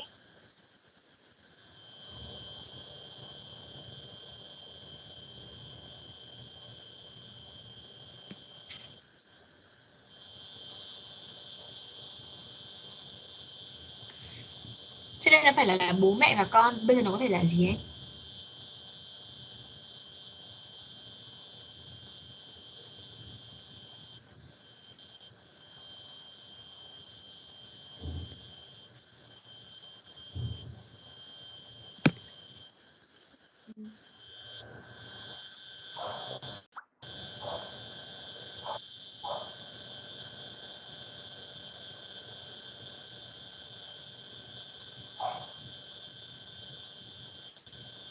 Có bạn nào giúp được bạn Trang không? À, xin lỗi, bạn My không? I think only parents and the kids may move out. I have no idea. Like I can, like most family I can see now is parents and kids, and when the kid grows up, they move out. Now, if you're saying that if when the kids grow up, they move out, that's a very, very new trend. And we see that a lot. Well, it's the most common thing in the US and in other developed countries, especially in the US, where here a kid turns, if a kid or a child, their child turns 18, he'll definitely move out of the house, of the parents' house. This is a cultural phenomenon that is super popular in most American families. Even if they do not go to college, even if they don't have a job, they still move out. They may live with friends, they may live with like very small apartment sharing with a friend to reduce the cost. Still, somehow they will find a way to move out of their parents' house. Và khi mà có đợt khủng hoảng ở Mỹ thì mình lại nhìn thấy một cái xu hướng người ta quay trở lại nhà bố mẹ. Thế nhưng mà rất là ít, rất ít thôi. Và bây giờ họ vẫn đi ra khỏi nhà. Nhưng mà Việt Nam thì sao nhỉ? Ở Việt Nam thì thậm chí mình có vợ có chồng rồi mình vẫn ở lại nhà bố mẹ đúng không? Trừ khi là mình là con gái. Nhưng mà ở Việt Nam bắt đầu có một xu hướng, cô thấy có rất nhiều người trẻ hiện nay là cứ đến 18 tuổi thì họ cũng bắt đầu move out. Nhưng mà thường là khi họ đã có college, họ đã có việc làm, nó không phải như một cái điều đương nhiên ấy. Có những gia đình ở Mỹ theo kiểu là nếu mà bạn mà ở cùng bố mẹ, vẫn ở cùng bố mẹ thì nó rất là lame ấy, và không bao giờ có người yêu đâu, không ai yêu một người ở cùng bố mẹ mà trên 18 tuổi. Seriously. Còn ở Việt Nam thì có thể là bởi vì bạn có một cái cuộc sống rất là sôi động, bạn có một công việc, bạn có một cái dự án gì đó, hay là có gì rất là exciting và bạn đang muốn cái sự independence và bạn nghĩ bạn support được bản thân thì bạn mới đi ra khỏi nhà. Rất nhiều người bạn của cô là startup, bạn ấy mở công ty, bạn ấy 20 mấy tuổi, vẫn chưa gia đình đâu, nhưng mà đáng lẽ vẫn ở bố mẹ đúng không ạ? Nhưng bạn vẫn move out, không phải vì có gia đình mà bởi vì bạn ấy có cái schedule rất khác với bố mẹ, bạn ăn cơm rồi ăn khác, rồi bạn ý làm khuya thức khuya dậy sớm, rồi bạn thậm chí có party ở trong nhà và bố ở ngoại không hợp nữa, bạn cảm thấy restricted. Thế nên là có rất nhiều bạn của cô ấy là con trai không phải con gái đâu. Con gái thì thường đi Sài Gòn thì tất nhiên là xa bố mẹ rồi, nhưng con trai thì thường một xu ra ở riêng. Mà có mấy bạn sinh viên tâm sự với cô việc là em có ra ở riêng không, vì trong nhà ngột ngạt quá, như là Covid gặp bố mẹ suốt cả ngày rồi, bố mẹ em thì toxic và rất nhiều bạn cũng đang suy nghĩ chuyện là ra khỏi nhà, và đấy là một chuyện rất bình thường. Tại đấy là một cái điều mới nhé, nhưng mà nó không nhiều thôi, nó chưa đủ để chúng ta discuss ở đây, nó chưa mới nhưng nó là một cái trend mà cũng nghĩ là sẽ càng ngày càng nhiều hơn trong tương lai, vì ở cái privacy thì càng ngày càng lớn này, cái autonomy càng ngày càng lớn này. So you feel like it's inconvenient, it's uncomfortable living with your parents. Right now, for me, I still feel like I love to live with my parents because they do things for me. They cook, they are nice, they clean the house for me. But maybe for younger generations like you guys, you may feel like they are taking away your independence, they're taking away your privacy, and you cannot do things that you like, and so you want to move out, and that's some changes in that we have witnessed in recent years. So yeah, kids move out, but right now we see more married kids in Vietnam. We're not seeing this one yet a lot, but in Vietnam we start to see married kids move out of the house. Americans to move out. They want to live independently, and because this is so popular right now when you ask someone, some married person, you usually ask them like, oh, are you staying with your parents or are you staying alone? Thì nó là ở chung bố mẹ hay là ở riêng, đúng không ạ? Bởi vì hai cái options đấy nó rất là ngang nhau, thế nên là người rất hay tò mò chuyện là họ ở riêng hay ở chung, because we tend to move out, nhưng ngày xưa thì không có ở riêng đâu, đúng không ạ? Nhưng bây giờ thì có ở riêng rất nhiều. The house and to form another independent house, which means we have more nuclear. I cannot remember how to write nuclear family. Nuclear. Right, smaller families. Okay, so now if you have smaller, you have nuclear families, then what? More nuclear family and kids move out of the house. The makeup of the household change without the grandparents. Now only the parents and the kids. So it gives rise to what kind of service, các bạn? To service in Vietnam.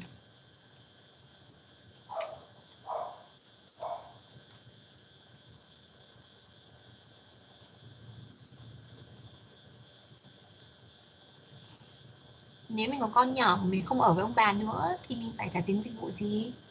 Chăm em bé ạ. Đúng rồi, thank you. Can service give rise to child care service. Bây giờ nhiều gia đình có hay không? Bây giờ cái make up của family rất kỳ lạ. Không có parents, không có grandparents, không có grandparents, nhưng mà lại có một người giúp việc. See? Em họ cảm thấy là có người giúp việc thì vẫn maintain được cái autonomy, independence. Đấy. Và bây giờ rất nhiều người có nói một câu là gì nhỉ? Với việc mình hay với bố mẹ, kể bố mẹ đẻ hay bố mẹ chồng hay bố mẹ vợ, đúng không ạ? Mình đều có một cái câu nói là gì nhỉ? Ý là cái nào mà gặp nhau càng ít thì càng tốt nhỉ? Cái câu gì nhỉ? Xa thơm gần thối, đúng không ạ? Rất nhiều người nói câu đấy. Đấy là một cái quan điểm mới. Câu đấy là câu rất là cũ. Thế nhưng mà nó đã đặt trong một căn điểm mới trong gia đình. Tức gia đình bây giờ nên xa nhau hơn một chút thì sẽ yêu nhau hơn. I don't think we have that in the past. In the past, very close. So, I got to child care service and also housing. Also housing. So houses or apartment could be a bit smaller, right? Could be a bit smaller than the past. In the past, if you want to accommodate large families, a lot of rooms, but right now, small apartments sell better in Hanoi. Smaller apartments sell better than huge apartments. Not because most people are poor, it's just because they do not need a large apartments with a lot of bedrooms. They do not have that many people living under the same roof. So yeah, that's smaller apartments. Và bạn thấy là có một cái nữa là nhiều người sẽ rất là prefer với các bạn ấy, là thay vì mua một cái apartment rất là to và có thể ở được kiểu như có 3-4 phòng ngủ và ở cùng với cả bố mẹ của mình khi mình đã có gia đình riêng chẳng hạn, thì bạn có thể mua 2 cái nhà chung cư cạnh nhau cùng một tầng chẳng hạn và đều nhỏ nhỏ, và bố mẹ bạn ở một nhà, còn bạn ở một nhà. Có bạn nào cảm thấy không thích điều đấy không? Ở lớp mình có bạn nào prefer là sau này khi mà có gia đình và có con nhỏ, bạn sẽ muốn ở cùng trong một cái nhà to với bố mẹ thay vì là có thể ở 2 cái nhà nhỏ cạnh nhau? Có bạn nào prefer một cái nhà to với bố mẹ không? Em prefer ở riêng. Ok, mình đang prefer ở riêng. Nhưng mà ở riêng nhưng mà có ở gần bố mẹ không? Hay là ở xa bố mẹ vậy anh? Chả biết, nếu như mà công việc nếu đi làm xa thì ở xa, nếu như làm gần thì ở gần cũng được. Ok. Rồi. Như vậy anh có nhìn cái avatar của em cho cô thấy em giống như người kiểu Ấn Độ, Philippines, Indonesia ấy. Em có like không thế này? Sao nhiều người bảo em giống người Ấn Độ ấy nhỉ? Nhưng mà em không like cô ạ. Em là thuần Việt. Thế hả? Thế có nghĩa là em có gốc ở trong Sài Gòn không? Như kiểu là những người văn hóa Champa, Campuchia ngày xưa ấy. Không cô ạ.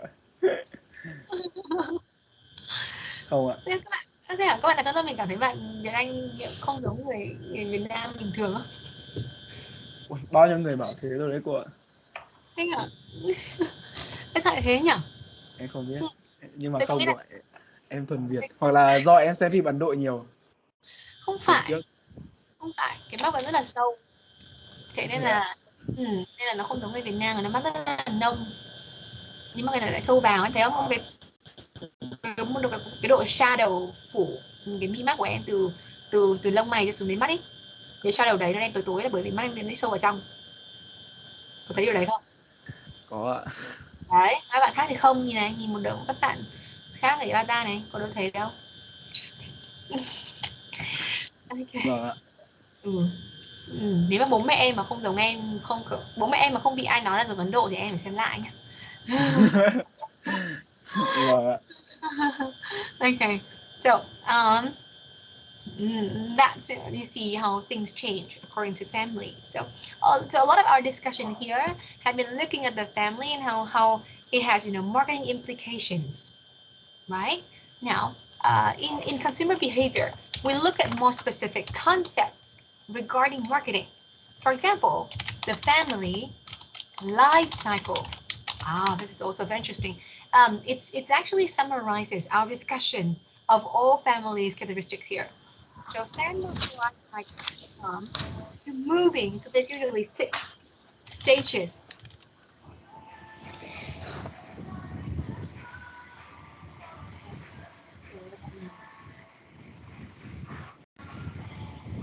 Rồi.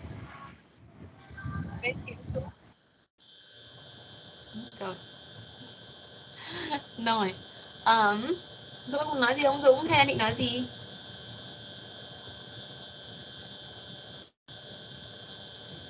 Dạ, không. So family life cycle, similar to a product life cycle. I think you've heard about product life cycle when there's like introduction and then growth and then maturity and decline stage. Now, family life cycle, it's kind of similar logics with that. So the first, or let me just copy the image.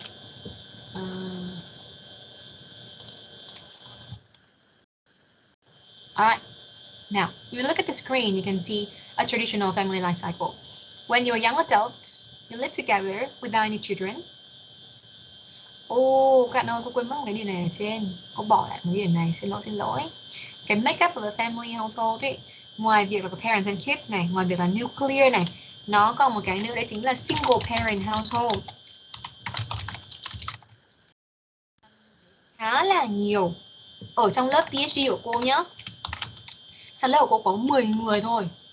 Có đúng 10 người, trong đó có 2 người chưa kết hôn, nghĩa là có 8 người married.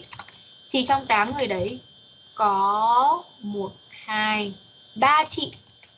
Có 3 chị là single mom. Hay là single mom mới đi học PhD nhỉ? Đúng rồi, 3 trên 8 người là single parent. See how interesting that is. So that's also a trend in Vietnam. Then single parent households.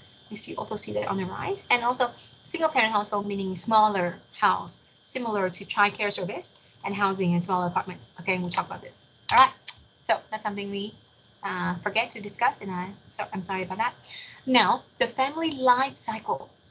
First, you are young adults without any children, and then you become families with small children. For me, right now, I'm at this stage. My both kids are under 7 years old. So family with youngest child, and then family with youngest child that is under 7 years old. My youngest child is only 4 years old.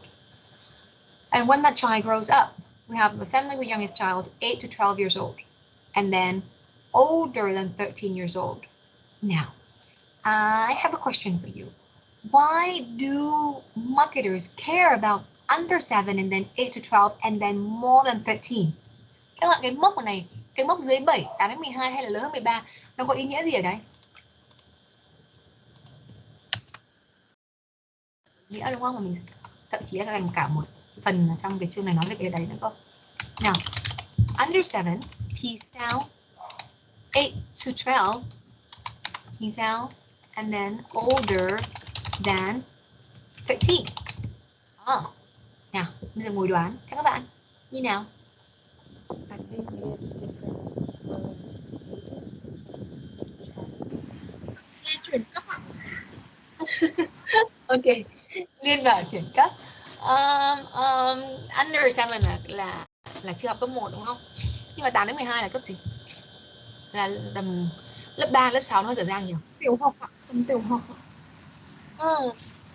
Nhưng mà 13 thì nó vẫn là 12, 13 nó vẫn là cấp 3. Ai sữa cấp 2. Mà nếu như thế thì mình phải chia theo là cấp 1 hay cấp 3 thì nó mới rõ, nó phải có thêm một cấp nữa là cấp 3 chứ. Từ 13 đến 15, 16 đúng không ạ? 16 lớp 10. Không phải theo education đâu Liên ạ. Theo cái gì nhỉ? Sở thích ạ. Sở thích theo là gì? Em chả biết, em không biết là có cái công trình nghiên cứu nào về cái việc là 3 cái độ tuổi này thì nó sẽ thay đổi như kiểu là tâm sinh lý hay là tức là về mặt sinh học ấy cô. Nhưng mà ví dụ cá nhân em thì chắc là trong 3 độ tuổi này như kiểu sở thích của em cũng có thay đổi như kiểu ăn uống hay là đồ chơi hay là vân vân. Đúng rồi, mối quan tâm của em thay đổi. Đúng chưa? Vâng, đúng rồi ạ, đúng rồi ạ, đúng rồi ạ. Nào, interest thay đổi. Được chưa? Interest. What Vâng. else? Em nghĩ là cái đấy đó. Ok, và em nghĩ cái đấy. Các bạn khác nghĩ nào? Ngoài interest. Cái quyền đòi, em không biết diễn tả như nào, nhưng mà kiểu như là cái quyền được sử dụng sản phẩm nào cũng thay đổi ạ. Ví dụ như là trẻ em dưới 7 tuổi thì hầu hết sẽ dùng các sản phẩm mà là do bố mẹ mua cho, và bố mẹ sẽ quyết định cái brand nào, cái sản phẩm nào sẽ dùng cho con mình. Với trẻ từ 8 đến 12 tuổi thì sẽ có cái quyền lựa chọn hơn một chút, và với trẻ trên 13 tuổi thì thường sẽ được cho một khoản tiền tiêu vặt lớn hơn để chúng có thể tự lựa chọn các sản phẩm mà dành cho mình nhỏ nhỏ, ví dụ như là sữa uống hàng ngày lúc đi học, hoặc là kem củ chả thế ạ. Okay, exactly. All right, thank you, Trang. So yeah, Trang has said name two things that are very correct here. That is the role in product choice, so like what kind of products they're going to use, and the role in the buying process, in deciding what kind of things to buy.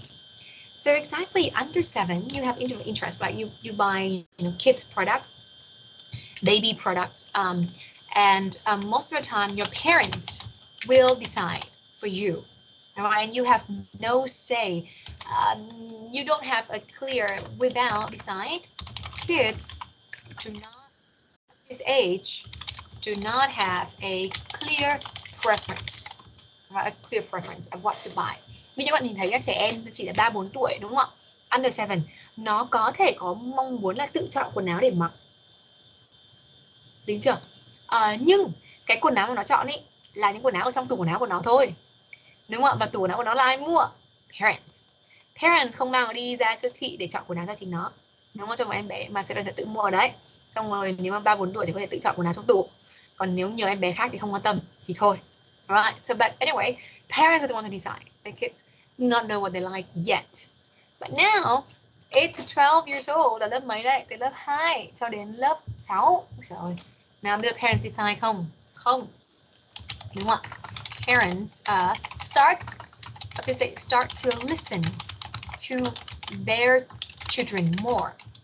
Okay, regarding buying decisions, like what to buy, because at that stage kids know what they like, and kids start to actively participate in the decisions of what to buy in the buying process. Now, how? In the buying process, we have information search, we have a need recognition. So they are need recognition. We have information search.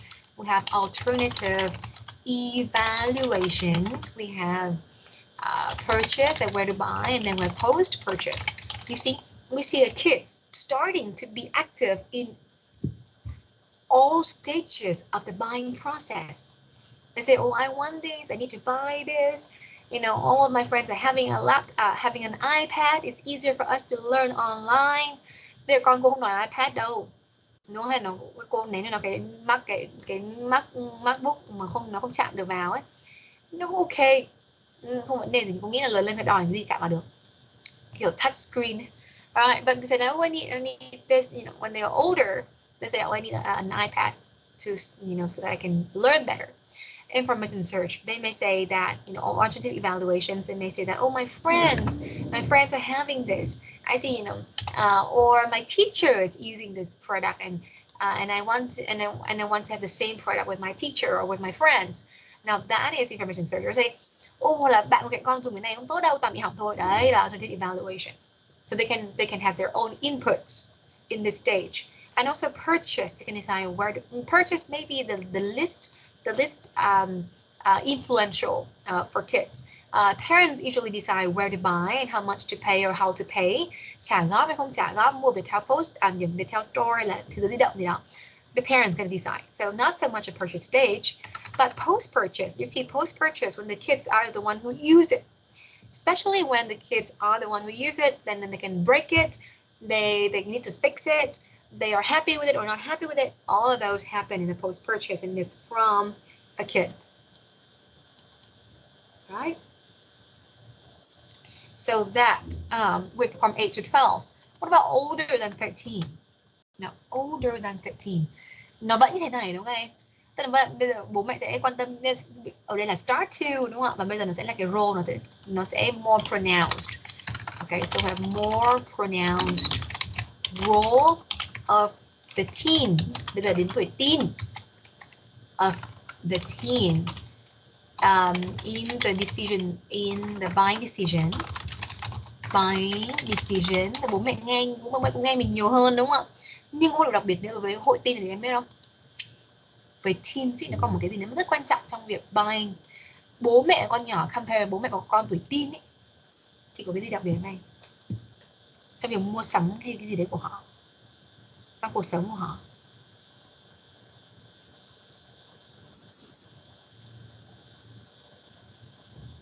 Đau đầu à? Tại sao tuổi teen đau đầu nhỉ?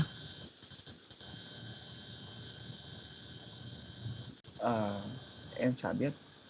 Mình thay đổi về tâm sinh lý, xong rồi thắc mắc về tất cả mọi thứ trên thế giới này, nhưng mà không phải ai cũng được có người ngồi cạnh để nói chuyện và giải thích cho mình những cái thắc mắc đấy, nên là bị đau đầu. Em không biết các bạn bị thế không, nhưng mà trước em bị.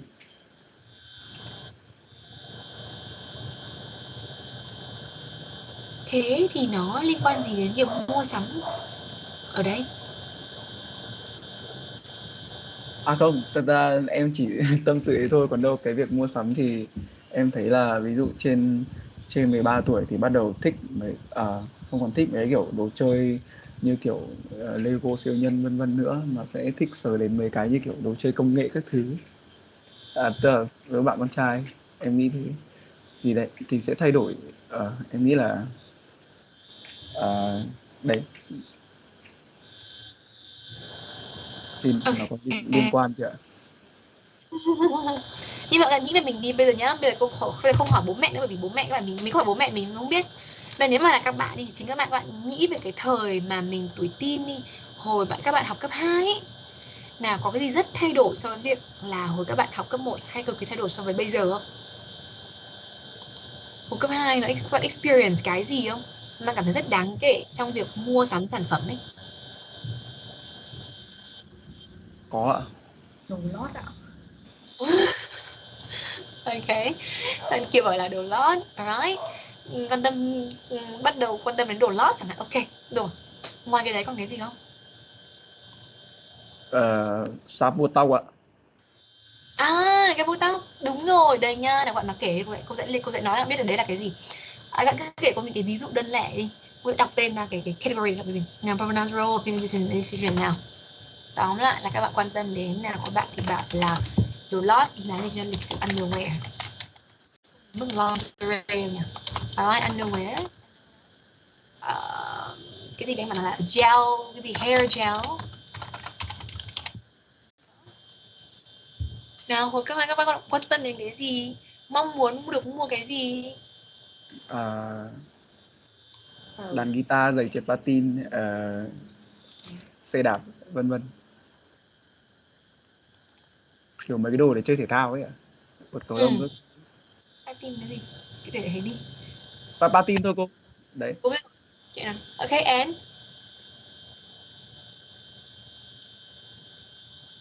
Cái đồ thể thao. Okay. Sports. Goods. Thì không có bạn nữ không theo đuổi cái gì không? Có gì ngày trước cấp 2 mình có tiền mình sẽ mua, mình sẽ làm. Trang? Kiều? Có bắt đầu quan tâm đến ngoại hình, ví dụ là mua son phấn, các đồ trang điểm, hoặc Okay. là skincare thì hồi đấy chưa lắm ấy. Nhưng bây giờ ấy chắc là các em mới có. Okay. Rồi. Đấy là Trang, các bạn khác. Nếu có tiền sẽ mua gì, hoặc là sẽ rất muốn mua gì, hoặc đã mua gì rồi. Mà cảm thấy bây giờ Giày, lại thế đã thật là buồn cười. giày ạ. Giày, okay. So maybe, you know, so that's clothes and sports goods as well. Liên, Kiều này các bạn nói mà. Chắc cũng quần áo à? Đây. Tất cả những cái này là cái gì bạn thấy không? Nhìn này. Cái này đấy chính là một cái đúng rồi, một cái biểu hiện của teens. Đấy chính là self-conscious. They want to explore like who they are. They want to know who they are and also want to know, really care about what other people would think of them. Giờ vẫn thế, không, giờ đỡ hơn nhiều rồi. So, thôi bây giờ chưa đỡ hơn rất nhiều, nhưng khi các bạn bằng tuổi cố chẳng hạn, entering 20 something, 30 somethings, you're no longer self-conscious. Đúng không? Ngày xưa cô đi thấy cô cứ bĩu môi, sao mà nhiều bác, nhiều cô cứ tương cả bộ lanh, cả bộ quần áo ngủ ra đường, ra chợ thế, nó đứng ở siêu thị nhìn kinh thế. Kiểu đi siêu thị mà quần áo ngủ khiếp quá, đúng không ạ? Bây giờ cô toàn thế. Cô cứ mặc quần áo ở nhà, xong cô chạy đến siêu thị đi làm gì đấy, xong chạy lên nhưng siêu thị tầng 1 nhà cô. Và miễn là mình đeo khẩu trang, cái việc mình đeo khẩu trang nó rất justify rất nhiều những việc đáng xấu hổ và bình thường mình sẽ không làm. I don't care anymore, seriously. Miễn là quần áo cô không bị rách, thậm chí rách một chút chắc cũng không sao đâu. I no longer care. Kể cả những cái khuyết điểm trên mặt hay trên người chẳng hạn, I find a way to make peace with them. I don't even care about them anymore, and sometimes I even forget that I have those, those things attached to me. But I know that when I was younger, I'm super self-conscious of every single thing. So that's happening when you're a teenage age, right? And because of this, now teenagers are more self-conscious. They start to buy things, like this, like all of this that you talk about: underwear, a hair gel, a guitar. You want to play instrument, you want to do sports, you want to look good. All of those because you are more self-conscious.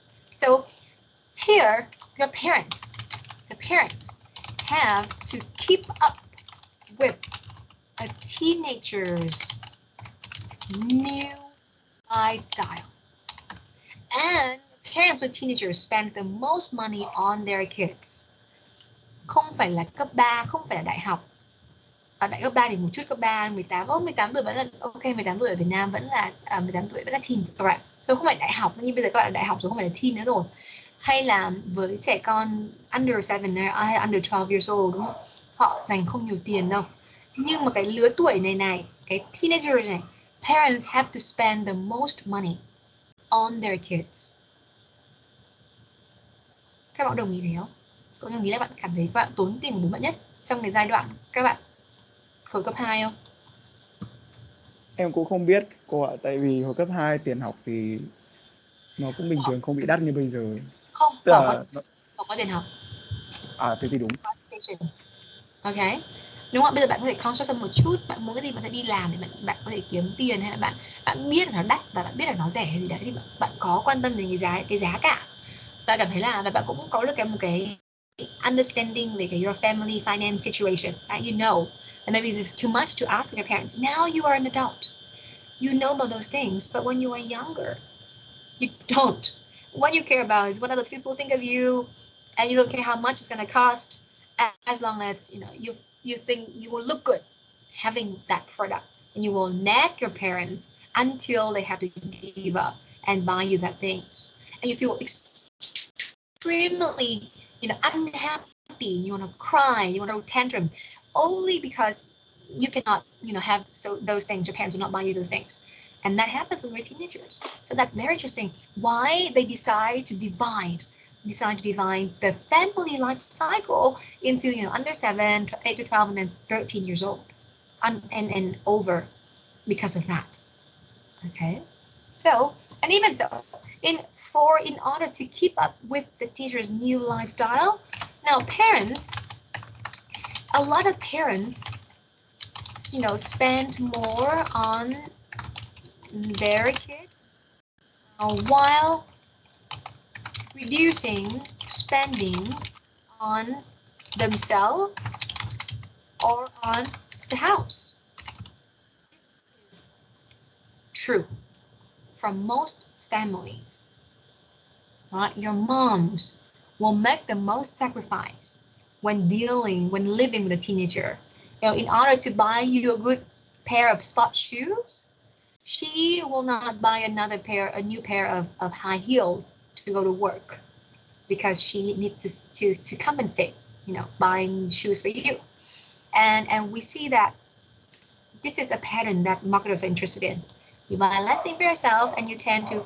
And parents at this life cycle, at the fourth stage of the life cycle, they start to care more about price. They want to save more compared to youngest child, to other previous cycles.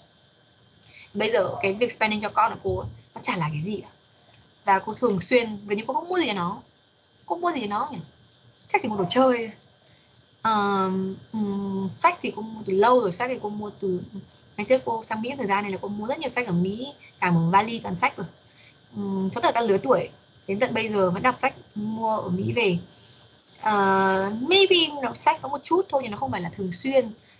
Quần áo toàn đi xin, quần áo cô 100% là được cho. Cô không, gần nhiều năm trở lại đây cô không mua quần áo rồi, và đứa thứ hai mang lại đứa thứ nhất. Và kể cả rách, trường hợp rách thì nó vẫn kể cả mất khuy, cô cảm thấy mất khuy chẳng sao cả mà càng mát. Thế nên là vẫn mặc quần áo rất là rách dưới. Spending your kid gần như không có gì. Đồ ăn thì ăn cùng với bố mẹ và ăn không có nhiều. Và khi cô mua đồ ăn cô vẫn nghĩ là cô thích ăn gì chứ cô không nghĩ là con cô thích ăn gì đâu. Thế nhưng bây giờ cô biết là khi nào lớn hơn, đúng không ạ? Bắt đầu 13 years old, và biết bây giờ thì cô mua cái gì cho cô cũng được, thoải mái. Nhưng chắc là đến khi mà nó lớn lên cô sẽ phải compromise, đúng không ạ? Phải spending nhiều hơn cho nó là sẽ đáng kể hơn. So that's something to consider. Alright, moving up. The fifth stage, that families with working age and adult children. Like your parents right now, your parents are still working and they have adult children. So that's also different, right? They spend less on you, but maybe more on education, right? Less on other things, but more on education. It's very costly to go to university and also to go to for like a master degree. And your parents are still working at this time. At this time, your parents reach now at the fifth stage. The fifth stage. All right. Your parents reach a very comfortable finance situation or finance level. All right. Finance condition that allow them to come back to spend more, so they can spend more on themselves, together with at the same time spend more on your education and the children education, right? At the same time, okay, because their income, it's better now, and they have already bought a house by now. They're not renting a house. Now, if you have to rent a house, it takes a lot of money out of your income every month. But now when you buy a house, the spending is significantly reduced, right? So you can spend more things on, you can spend more on new things. And at this time, là bố mẹ các bạn bây giờ đã có làm gì mới không các bạn? Có bắt đầu engage buying cái gì mới mà các bạn cảm thấy là có thể là không còn theo chiều hướng tiết kiệm nữa không?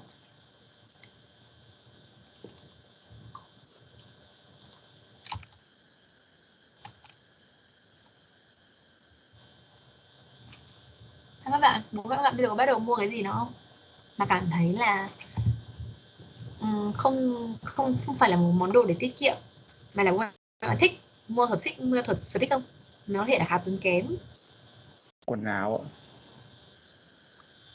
Quần áo của Tưởng lúc nào cũng mua. Không ạ, quần áo đo may các thứ cơ ạ. Okay. Okay, so more like expensive clothing, like tailor made, đúng không? Đấy là mẹ em hay bố em? Mẹ em ạ. Thế mẹ em ngày xưa không thấy không mua đồ may cái thứ đắt tiền à? Không cô ạ, mấy năm trở lại đây thôi. Dọn cái tủ quần áo mệt lắm cô ạ. Sao lại phải dọn tủ quần áo của mẹ em? Em phải dọn tủ quần áo của cả nhà.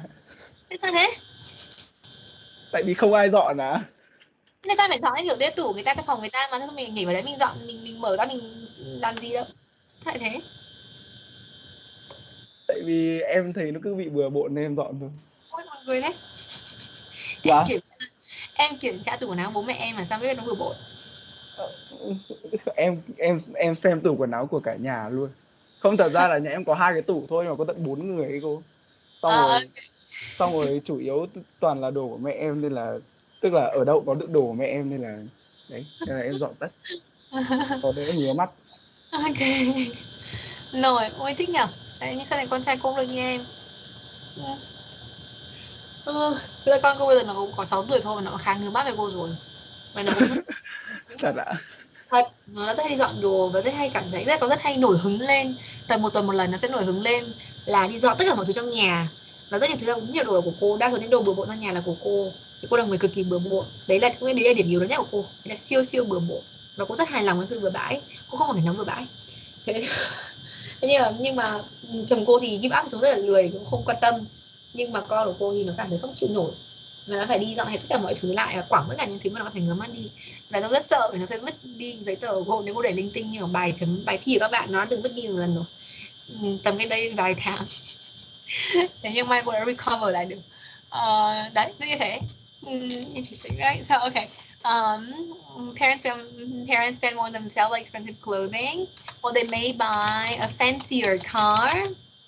Đổi xe chẳng hạn, đúng không ạ? Tôi bắt đầu bố mẹ bắt đầu mua ô tô hay đổi cái xe cũ xong mua một cái xe mới sang xịn mịn hơn, đúng không ạ? That's something most parents would do at this stage. They have more money, they are more comfortable spending their money, and they start to think more about themselves. Thời kỳ gọi là thời kỳ hồi xuân này, đúng không? Bắt đầu họ quan tâm nhiều, đi chơi nhiều hơn này, giao lưu bạn bè nhiều hơn này, đi cà phê bạn cũng nhiều hơn này. Còn cái thời mà con còn bé thì rất là quan tâm đến con, đưa đón con suốt ngày, đúng không ạ? Còn bây giờ bạn không phải đưa đón bạn nữa, bạn độc lập hơn rồi, thậm chí bạn tự nấu cơm cho bố mẹ ăn được rồi, thì bố mẹ bắt đầu đi chơi nhiều hơn. Đó là quan tâm chính. Không nấu luôn. Không nấu luôn. Bố mẹ em biết nấu phát là bố mẹ em không nấu luôn đấy. Thế anh của anh chị em gì không hả Việt Anh? Chị em lấy chồng rồi cô ạ. Ok, thế chị em ra khỏi nhà rồi đúng không? Vâng. Thế là cái nhà này không ai dọn là em dọn. Thế bố em không làm gì à? Bố em chỉ kiếm tiền, ăn và chill thôi ạ. Chill á hay là chi? Chill ấy cô, thư giãn. Và nghe đài đọc báo các thứ. Nhưng mà bố em có cái habit là chill bây giờ hay là hồi em còn bé bố em cũng chỉ vẫn như vậy? Thật ra chắc bây giờ em nhận thấy cái sự, tức là thế nào nhỉ, mệt mỏi ở bố mẹ em rồi. Tức là kiểu bây giờ là muốn kiểu gọi là hưởng thụ. Ok, rồi. Thấy không, nó có những cái thay đổi rất khác biệt đúng không? Vâng. And I see that, you can see that in my family too, and you can see it in your family, in most families. So that's why we divide them into family life cycle. And then lastly, we have the elderly couples. All right, the elderly couples, when they they are a couple of older couples without any kids living with them. This is for the U.S. Culture specifically. When you have elderly couples living alone, but in Vietnam, elderly couples tend to live with their married kids, so in an extended family, right? But we see more on the rise elderly couples living alone. Như cô nói là nhà chung cư ở bên cạnh ấy. Đấy, thì đấy là một cái rất là phổ biến, là mình sẽ mua mẹ một cái nhà gần mình, thì mình sẽ bán, bố mẹ mình sẽ bán nhà của bố mẹ đi và lấy cái tiền đấy mua một cái chung cư hay là một cái nhà gì đấy gần nhà mình. Đó, và bạn có thể tiện đi lại chăm sóc bố mẹ nhưng vẫn ở nhà riêng. và đấy vẫn là gọi là elderly couples. Nếu họ ở riêng, dù là gần con hay không gần con, thì họ vẫn tính là elderly couple because they're living in their own house. So that you see elderly couples, they in Vietnam, in the US, elderly couples spend a lot. They do spend a lot of money, but in Vietnam, elderly couples tend not to spend. Now on the 6th stage, we have the elderly couples that limit on their spending. They no longer spend their money because most of their savings are for healthcare, for their own healthcare, and maybe for their kids. Nếu con bạn như thằng Việt Anh lấy vợ đúng không? Bố mẹ Việt Anh sẽ mua cho em một cái nhà riêng chẳng hạn.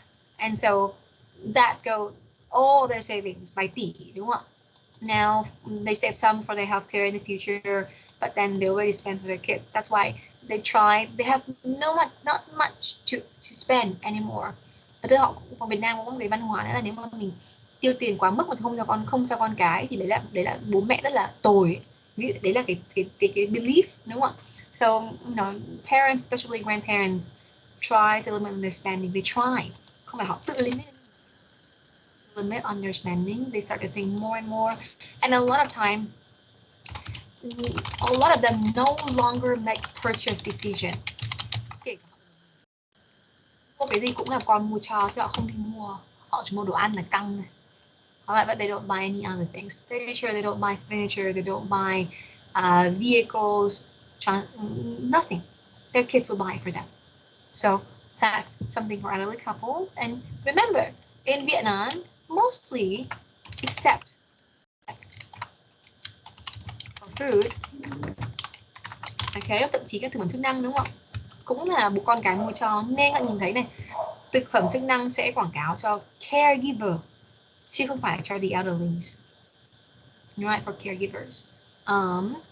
Và còn các bạn biết có cái hãng thực phẩm gì mà target người già không? Ở Việt Nam không? Ensure.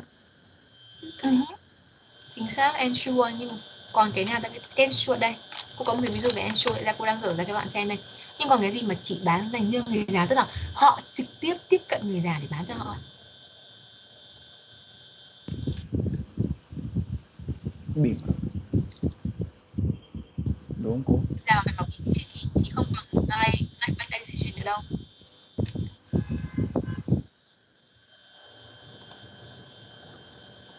Bảo hiểm ạ? Không, họ không mua bảo hiểm đâu, bảo food cơ, đồ ăn ấy, mà tiếp cận trực tiếp đến người già Việt Nam. Đúng rồi, đồ ăn Là gì?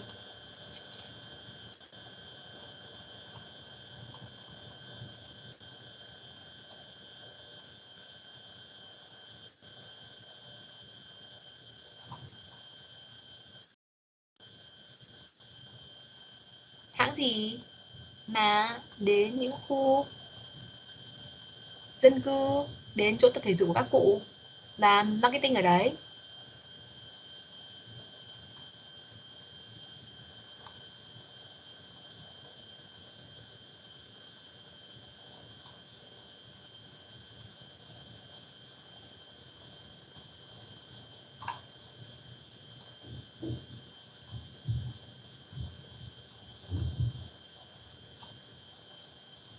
Hãng thực phẩm chức năng nhưng mà có thể thay thế đồ ăn.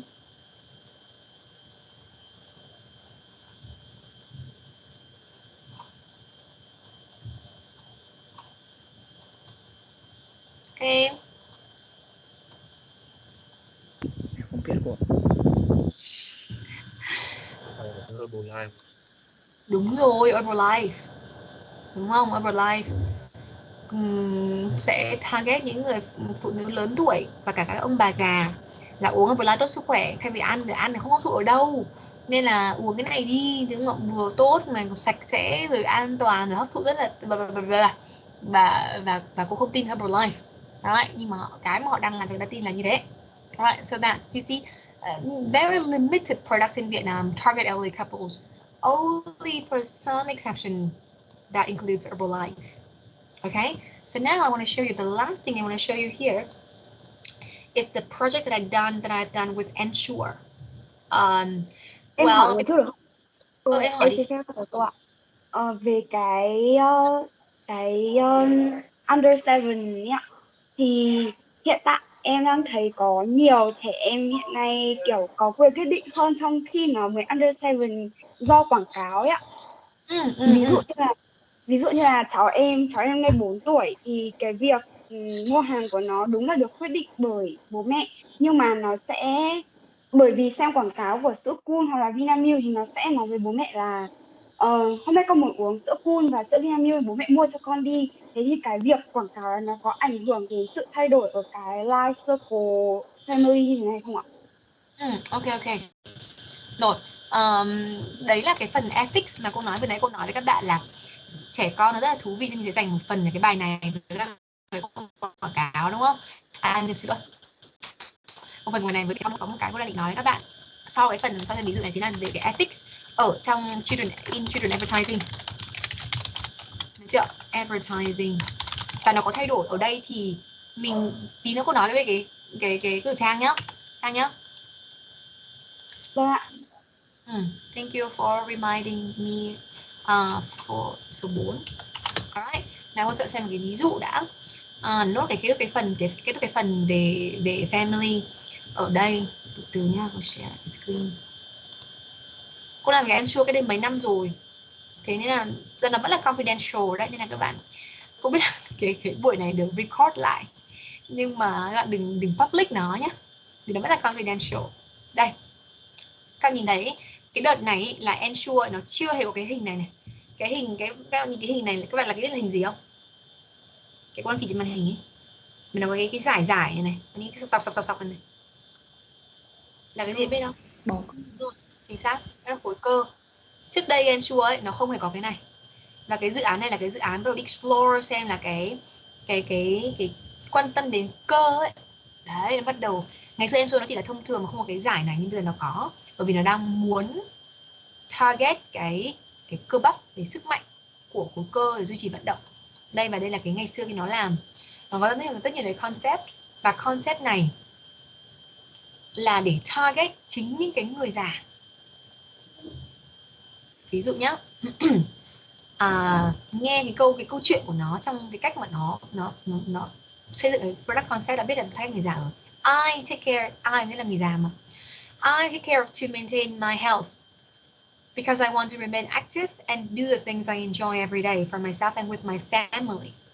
But nowadays, even simple everyday things require more effort than before. What you may not realize is this added effort could actually be a sign of your muscles becoming weaker. Gọi là dạy người ta đấy, là cơ đấy. Không phải bạn thiếu chất đâu mà cơ bạn yếu đấy. Cơ yếu vì thiếu chất mà.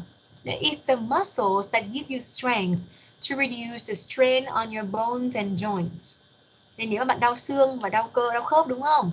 Đấy là bởi vì cơ yếu đấy. Nên đừng quan tâm quá nhiều đến việc uống glucosamine để tốt cho khớp, mà hãy quan tâm đến việc uống cái gì cho tốt cho cơ. Được chưa? Đó. This helps you move and do your activities well. However, recent studies have shown that even healthy people can lose up to 8% of their muscles every decade, starting as early as age 50. Đấy, sợ chưa? 50 tuổi trở đi thôi là bạn bắt đầu mất cơ rồi. Thế thì đây, giải pháp của tôi là gì?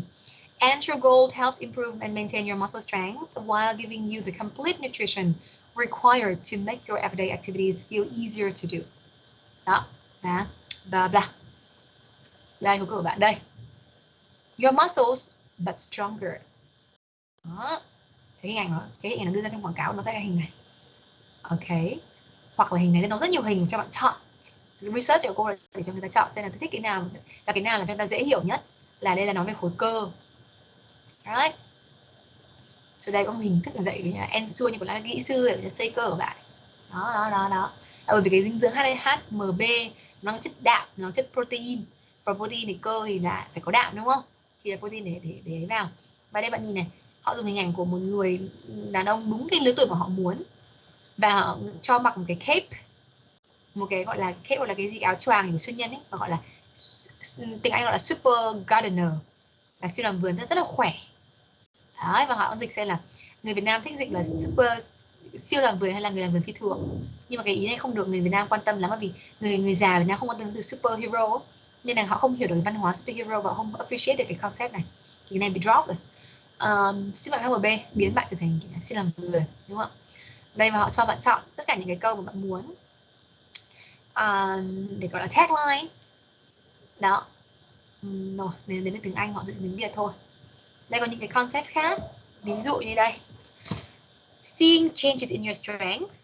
Đó, thấy bầm khi hút đúng không ạ? Bạn bị hút vào đây, để thấy là mình cũng cảm thấy mình không khỏe thật. Aging can mean even simple everyday activities require more effort.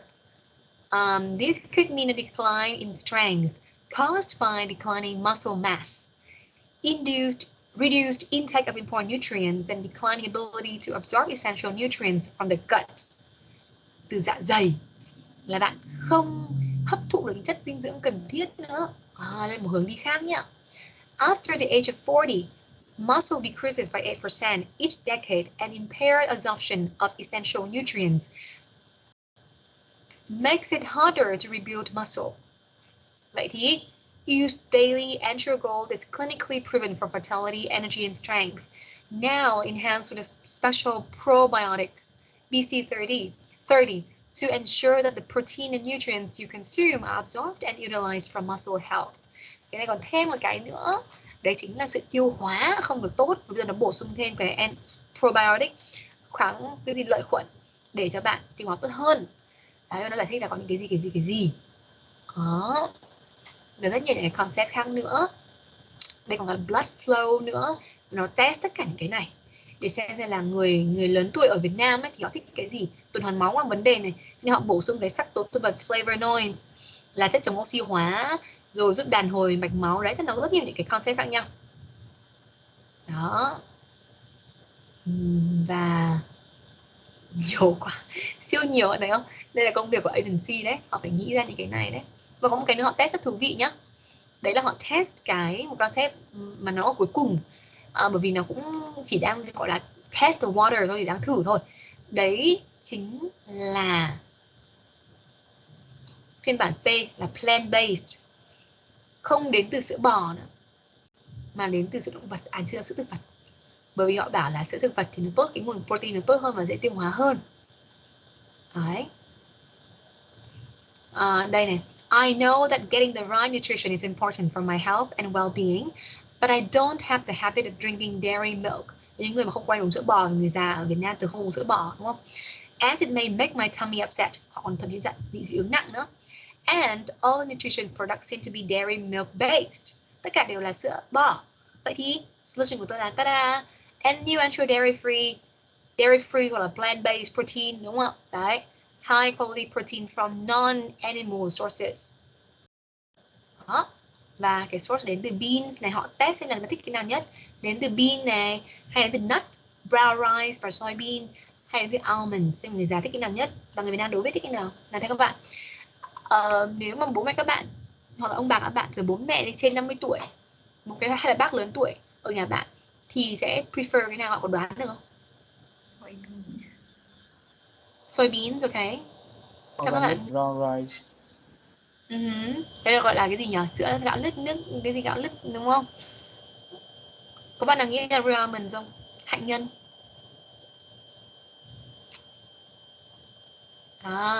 Bạn thấy không? Thì chúng ta ngồi với nhau, thì chúng ta ngồi đoán thì không được ra được. Thế nên phải trả tiền để làm research, đúng không? Và cái research đấy chọn đáp án là hạnh nhân. Bởi vì rất nhiều người họ nghe hạnh nhân rất là xa, họ không biết nó là cái gì. Thế nhưng mà họ hiểu là Tây của Tây chắc là tốt hơn của ta, và họ có thể hoàn toàn ăn được những cái này. Họ ăn được gạo, họ ăn được sữa, uống sữa đậu nành, đậu hoàng lan, họ vẫn ăn thường xuyên, nên họ không cần phải mua một sản phẩm mà có những cái này nữa. Họ mua sản phẩm nào mà họ không tiếp cận được hàng ngày cơ, hiểu không? Thì nó phải là hạnh nhân. Thế nên chiến thắng. Đây, và cái concept mẫu ensure này nó chưa ra, theo cô biết nó chưa ra trên thị trường. Đây là em chưa từng một lần. Và đây là confidential nhá, đừng đưa thông tin nhá. Okay, alright, so như này lâu lắm rồi. Let me see if there's anything else. Alright, so that's, for when you want to target old people and Ensure is one of the few products in the market that target the elderly couples. All right, so lastly, move on to ethics in children advertising. So now, coming from Chang observation that more and more children are influenced by the media, YouTube, and are exposed. They are being exposed to commercial advertisements, commercials meant for them. So there are two situations here. Kind of ethics, commercials. Cô xóa này đi nhé. Nó có hai kiểu. Right, one. Right. So children exposed to adult commercial. Không đến mức sex nha, mà chỉ là cho người lớn thôi. 4.2 is children exposed to children advertisement.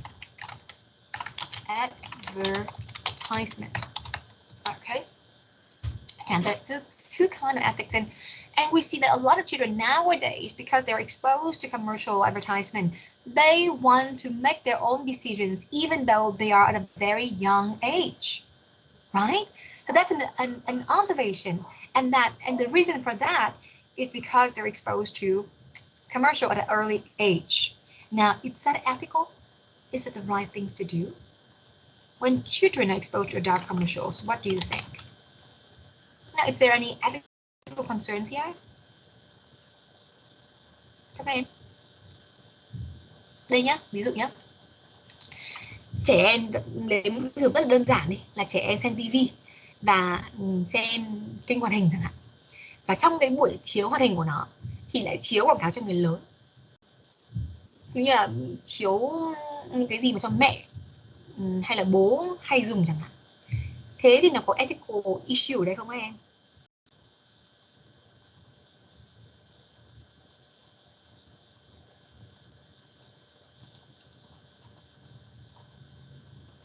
Em nghĩ là có. Ví dụ như là một số các sản phẩm mà nó không phù hợp đối với đối tượng trẻ em. Ví dụ như là nếu mà đang chiếu một bộ phim hoạt hình nhưng mà người ta lại quảng cáo kiểu cái sản phẩm mà ví dụ như rocket thì nó không phù hợp ạ.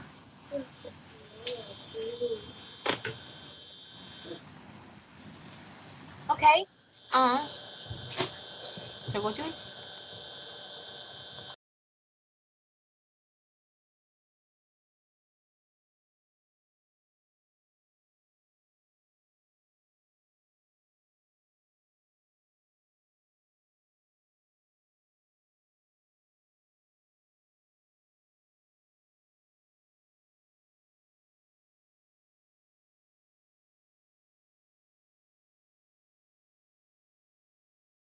Okay, sorry. Now you said that it's not okay, right? It's not okay to see, adult commercials. But why is it not okay? Nó làm gì harmful cho trẻ em, theo em?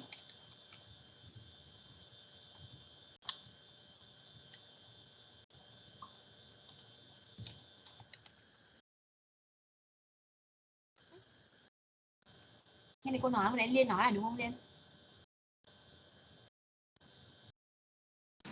Vâng ạ, khi nãy em nói ạ. Tại nhà em đang mưa quá nên không nghe rõ. Ok.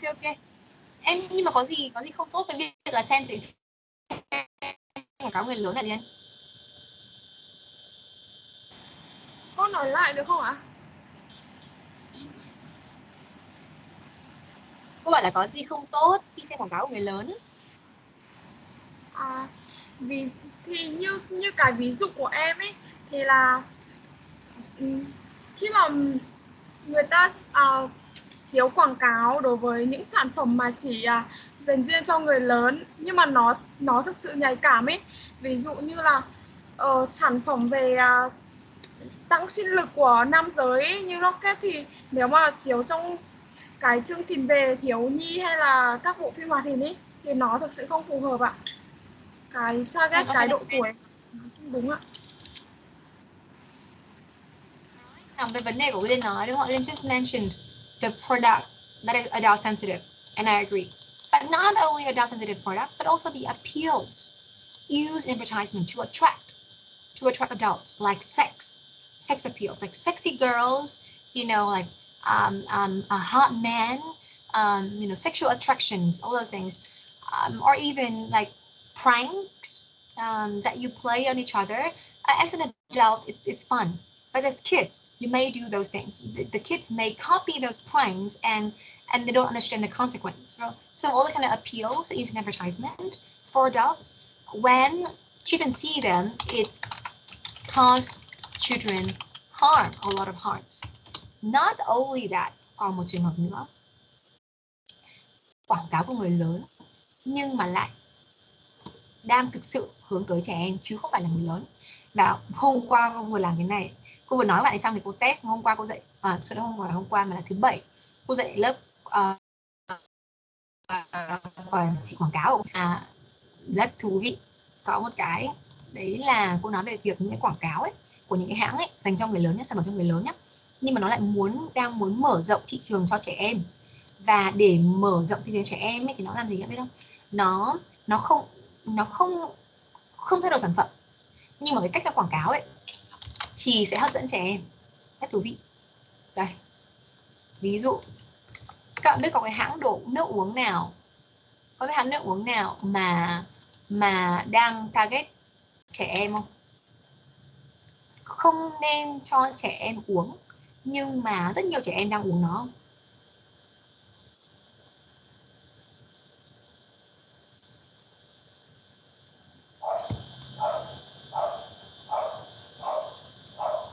Các thấy trẻ em bạn nhìn thấy xung quanh mình có đang uống nước gì mà cảm thấy là không phải lứa tuổi của chúng nó không?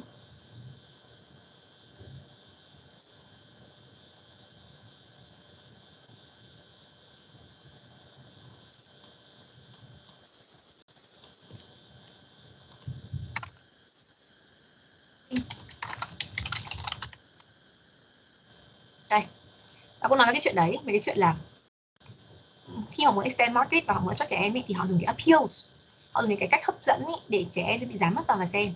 Và hôm qua khi cô bật cái quảng cáo này lên cho giới thiệu các bạn ý, thì cái bạn 4 tuổi của cô ấy nó nhảy ở phòng và xem quảng cáo, và nó còn hát theo và nhại lại câu cuối cùng trong quảng cáo nữa cơ.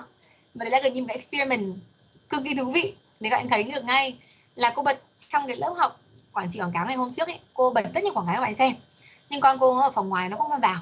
Nhưng mà khi cô bật cái này lên với cái âm thanh của nó thì con cô nhảy vào ngay lập tức. Thì cô share bạn nghe thấy cái tiếng không nhá. Okay, now let's see this one.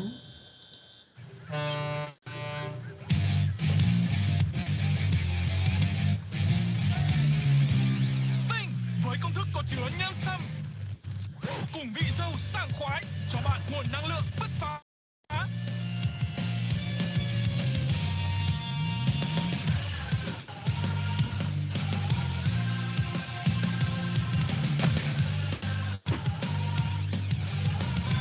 Sting bật năng lượng sống bứt phá. Các em thấy quảng cáo này chưa? Đây là quảng cáo, một ví dụ quảng cáo cô khẳng định nó target trẻ em, một đối tượng trẻ hơn. Bởi vì Sting ấy nó rất hiểu về cái age, cái appeals thuộc cái age. Nếu mà các xem một Sting khác thì thấy nó có rất nhiều cái target những người lớn tuổi, ví dụ như là những cái về công việc tập trung cao độ này, hay là về những cái inspiration gì đó, thì nó là màu rất là tối này, nó là cho người lớn tuổi và đã đi làm. Nhưng mà cái kiểu như là fantasy ấy, mà nó sử dụng như thế này mà nó hơi ngớ ngẩn một chút ý. Đây này, nhìn này, quảng cáo cho bé ăn ngon này, thấy không? Bởi vì họ đã thấy là trẻ con thì hay xem quảng cáo này và hay thích những quảng cáo kiểu này, thế nên cho vào cho quảng cáo trẻ con xem, thấy không? Và đây là cái most unethical thing to do. Right? When you are, when marketers try to attract to adult products by using advertising appeals that that appeals that draw children's attention, and this is wrong. Okay. Sữa bạn để theo kiểu là hoạt hình hay là ca nhạc vui nhộn, okay, it's children advertisement. But if you're trying to attract children to your adult product and you're secretly doing this, it's the worst thing that you should do. So, and also, children should not drink Sting ever. Con thấy cấp 1 có uống Sting không? Uống Sting dâu không? Hay dòng đỏ không? Có bạn nào thấy không? Hay là tụi làm tuổi thơ đã từng uống không? Có ạ, thấy các em cấp 2 uống nhiều. Đầy bọn cấp 2 cô. Trên net. Chính xác. Như nước lã, như nước lọc. Chính xác. Và nếu bạn uống thay nước lọc thì thực sự là được tồi tệ. Đúng không ạ? Vì nó có rất nhiều hóa chất ở trong cái này và rất nhiều hóa chất để ảnh hưởng đến não của các bạn. Đến có sự tỉnh táo, đúng không ạ? Và khi trẻ quá, khi bạn não phát triển chưa đầy đủ thì nó rất là nguy hiểm, nó rất nhiều mặt trái hơn là điều tích cực cho cái bộ não của bạn. Và đến khi mà thậm chí là các em experience là nếu không thể uống được, nếu không uống cái đấy thì có thể không tập trung được, bởi vì các em mất khả năng tự tập trung và cần phải chất kích thích, đúng không ạ? Thế là một điều gì là tồi tệ. Giống như người lớn thì bây giờ nhiều người phải uống cà phê thì mới tỉnh táo buổi sáng như thế. Đấy là một cái sự rely on caffeine mà người lớn còn bị nữa là trẻ em. Alright, so no. Và thậm chí con cô chỉ có 4 tuổi nhé mà nó thích quảng cáo uống, nên là nó target một đối tượng trẻ em còn nhỏ hơn cả cấp 2 nữa, là cấp 1, thậm chí còn mẫu giáo, thì là một điều siêu tồi tệ. Alright, I hate that. And that children exposed to children advertisement. Now, there's a huge debate on whether or not to have advertisement for children. The short answer here is it's still legal. It's still legal to advertise specifically to children, especially children starting from 6 years old. From 6 years old. Như sữa cool chẳng hạn, đúng không ạ? Sữa cool là quảng cáo. Nhưng mà nói là ô sữa cool thì nhà siêu sao rồi anh hùng này kia đấy cho trẻ em. Còn nếu mà nói là sữa cool rồi nhiều chất như này giúp cho con bạn hay này kia là cho mẹ xem. Nhưng mà rất nhiều loại sữa hay sản phẩm đúng không ạ, là cho trẻ em xem hay cho mẹ xem.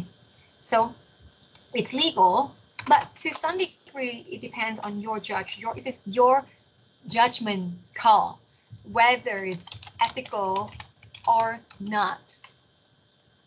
Ethical or not. All right.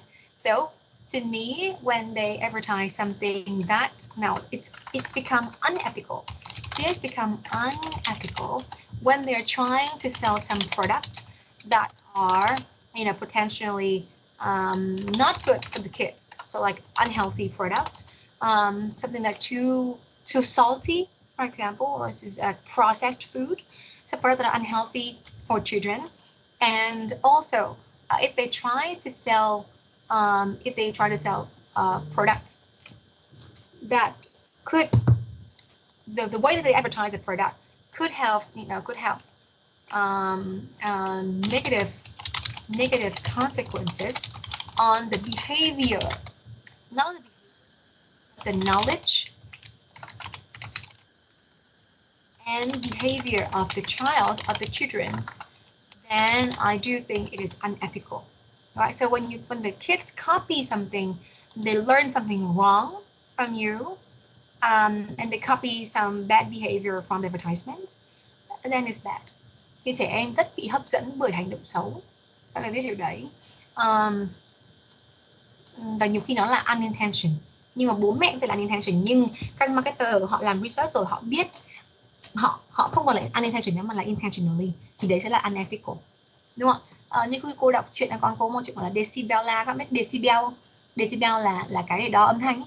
Và có một bạn là Isabella nhưng bạn nói quá to và bạn ấy bị mọi người gọi là decibella, và cô giáo cái câu chuyện đấy là bạn nói to và làm phiền rất là mọi người. Sau đấy thì cô giáo dạy bạn ấy là có 5 cấp độ giọng nói rồi, phải khi nào nói như nào đấy. Và đấy là câu chuyện này. Thế nhưng con cô sau khi nghe câu chuyện đấy thì không học được bài học về 5 cấp độ giọng nói, mà nó học được cái kiểu là hét ầm ĩ. Thế là lúc nào nó cũng hét ầm ĩ. Hay là khi cô đọc trong câu chuyện là bạn này ăn rất là khỏe, ăn rất là nhiều và bừa bãi, rồi là rồi khi đi tìm cái hậu quả xấu khi mà ăn rất nhanh và rất vội vã tham lam. Và con cô lại bắt chước ăn theo kiểu này, ăn theo kiểu xong rồi giờ lung tung lên, mà nó cười rất thích thú khi mà bắt chước này kiểu này. Thế trẻ con nó bị cuốn vào những cái unorthodox behavior, hay là những cái nhạc chế của hậu hoàng của trên mạng, đúng không? Rất nhiều là trẻ em xem thì nó thích những cái kiểu cái thái độ của bạn hậu hoàng ấy, nó thái độ nó không như là kiểu như nó không well behaved, nó không traditional. Nó thích cái kiểu là cách nói rồi cách khuôn mặt, thái độ cử chỉ đều là những cái rất thu hút trẻ em, bởi vì nó unorthodox. Thế nên là khi mà trẻ em bắt chước những cái đấy thì cô nghĩ là nó không nên, nhưng đấy là một điều không nên mình làm như thế. Và nó sẽ negative consequence. Ok, alright. Đó, chúng mình hơi bị quá giờ, bây giờ 10 phút bởi vì có sự trục trặc ở lúc đầu, đúng không? Sorry about that again one more time. So any questions so far?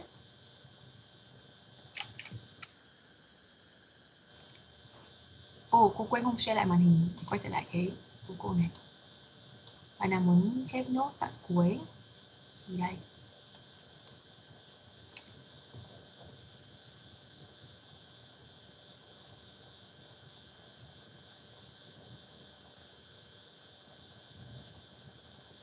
Okay, questions so far, guys?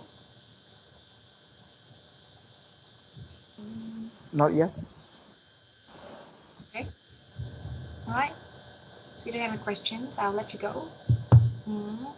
Cô nghĩ là từ sáng thứ hai nào mà còn học online nó vẫn sẽ còn những cái trục trặc như này.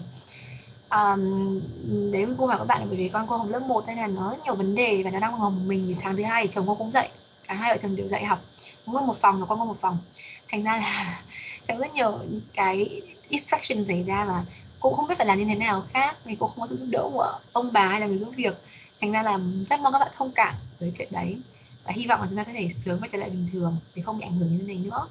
Ok, so thank you very much. Ok. Cô ơi, cô điểm danh cho em với hả? Ok. Nhưng mà là điểm danh rồi có thể out nhé, mà nó chuyển danh lại của điểm danh. See you next week. Nhớ Thôi để chủ này làm quiz nhá. cô điểm danh cho em với ạ.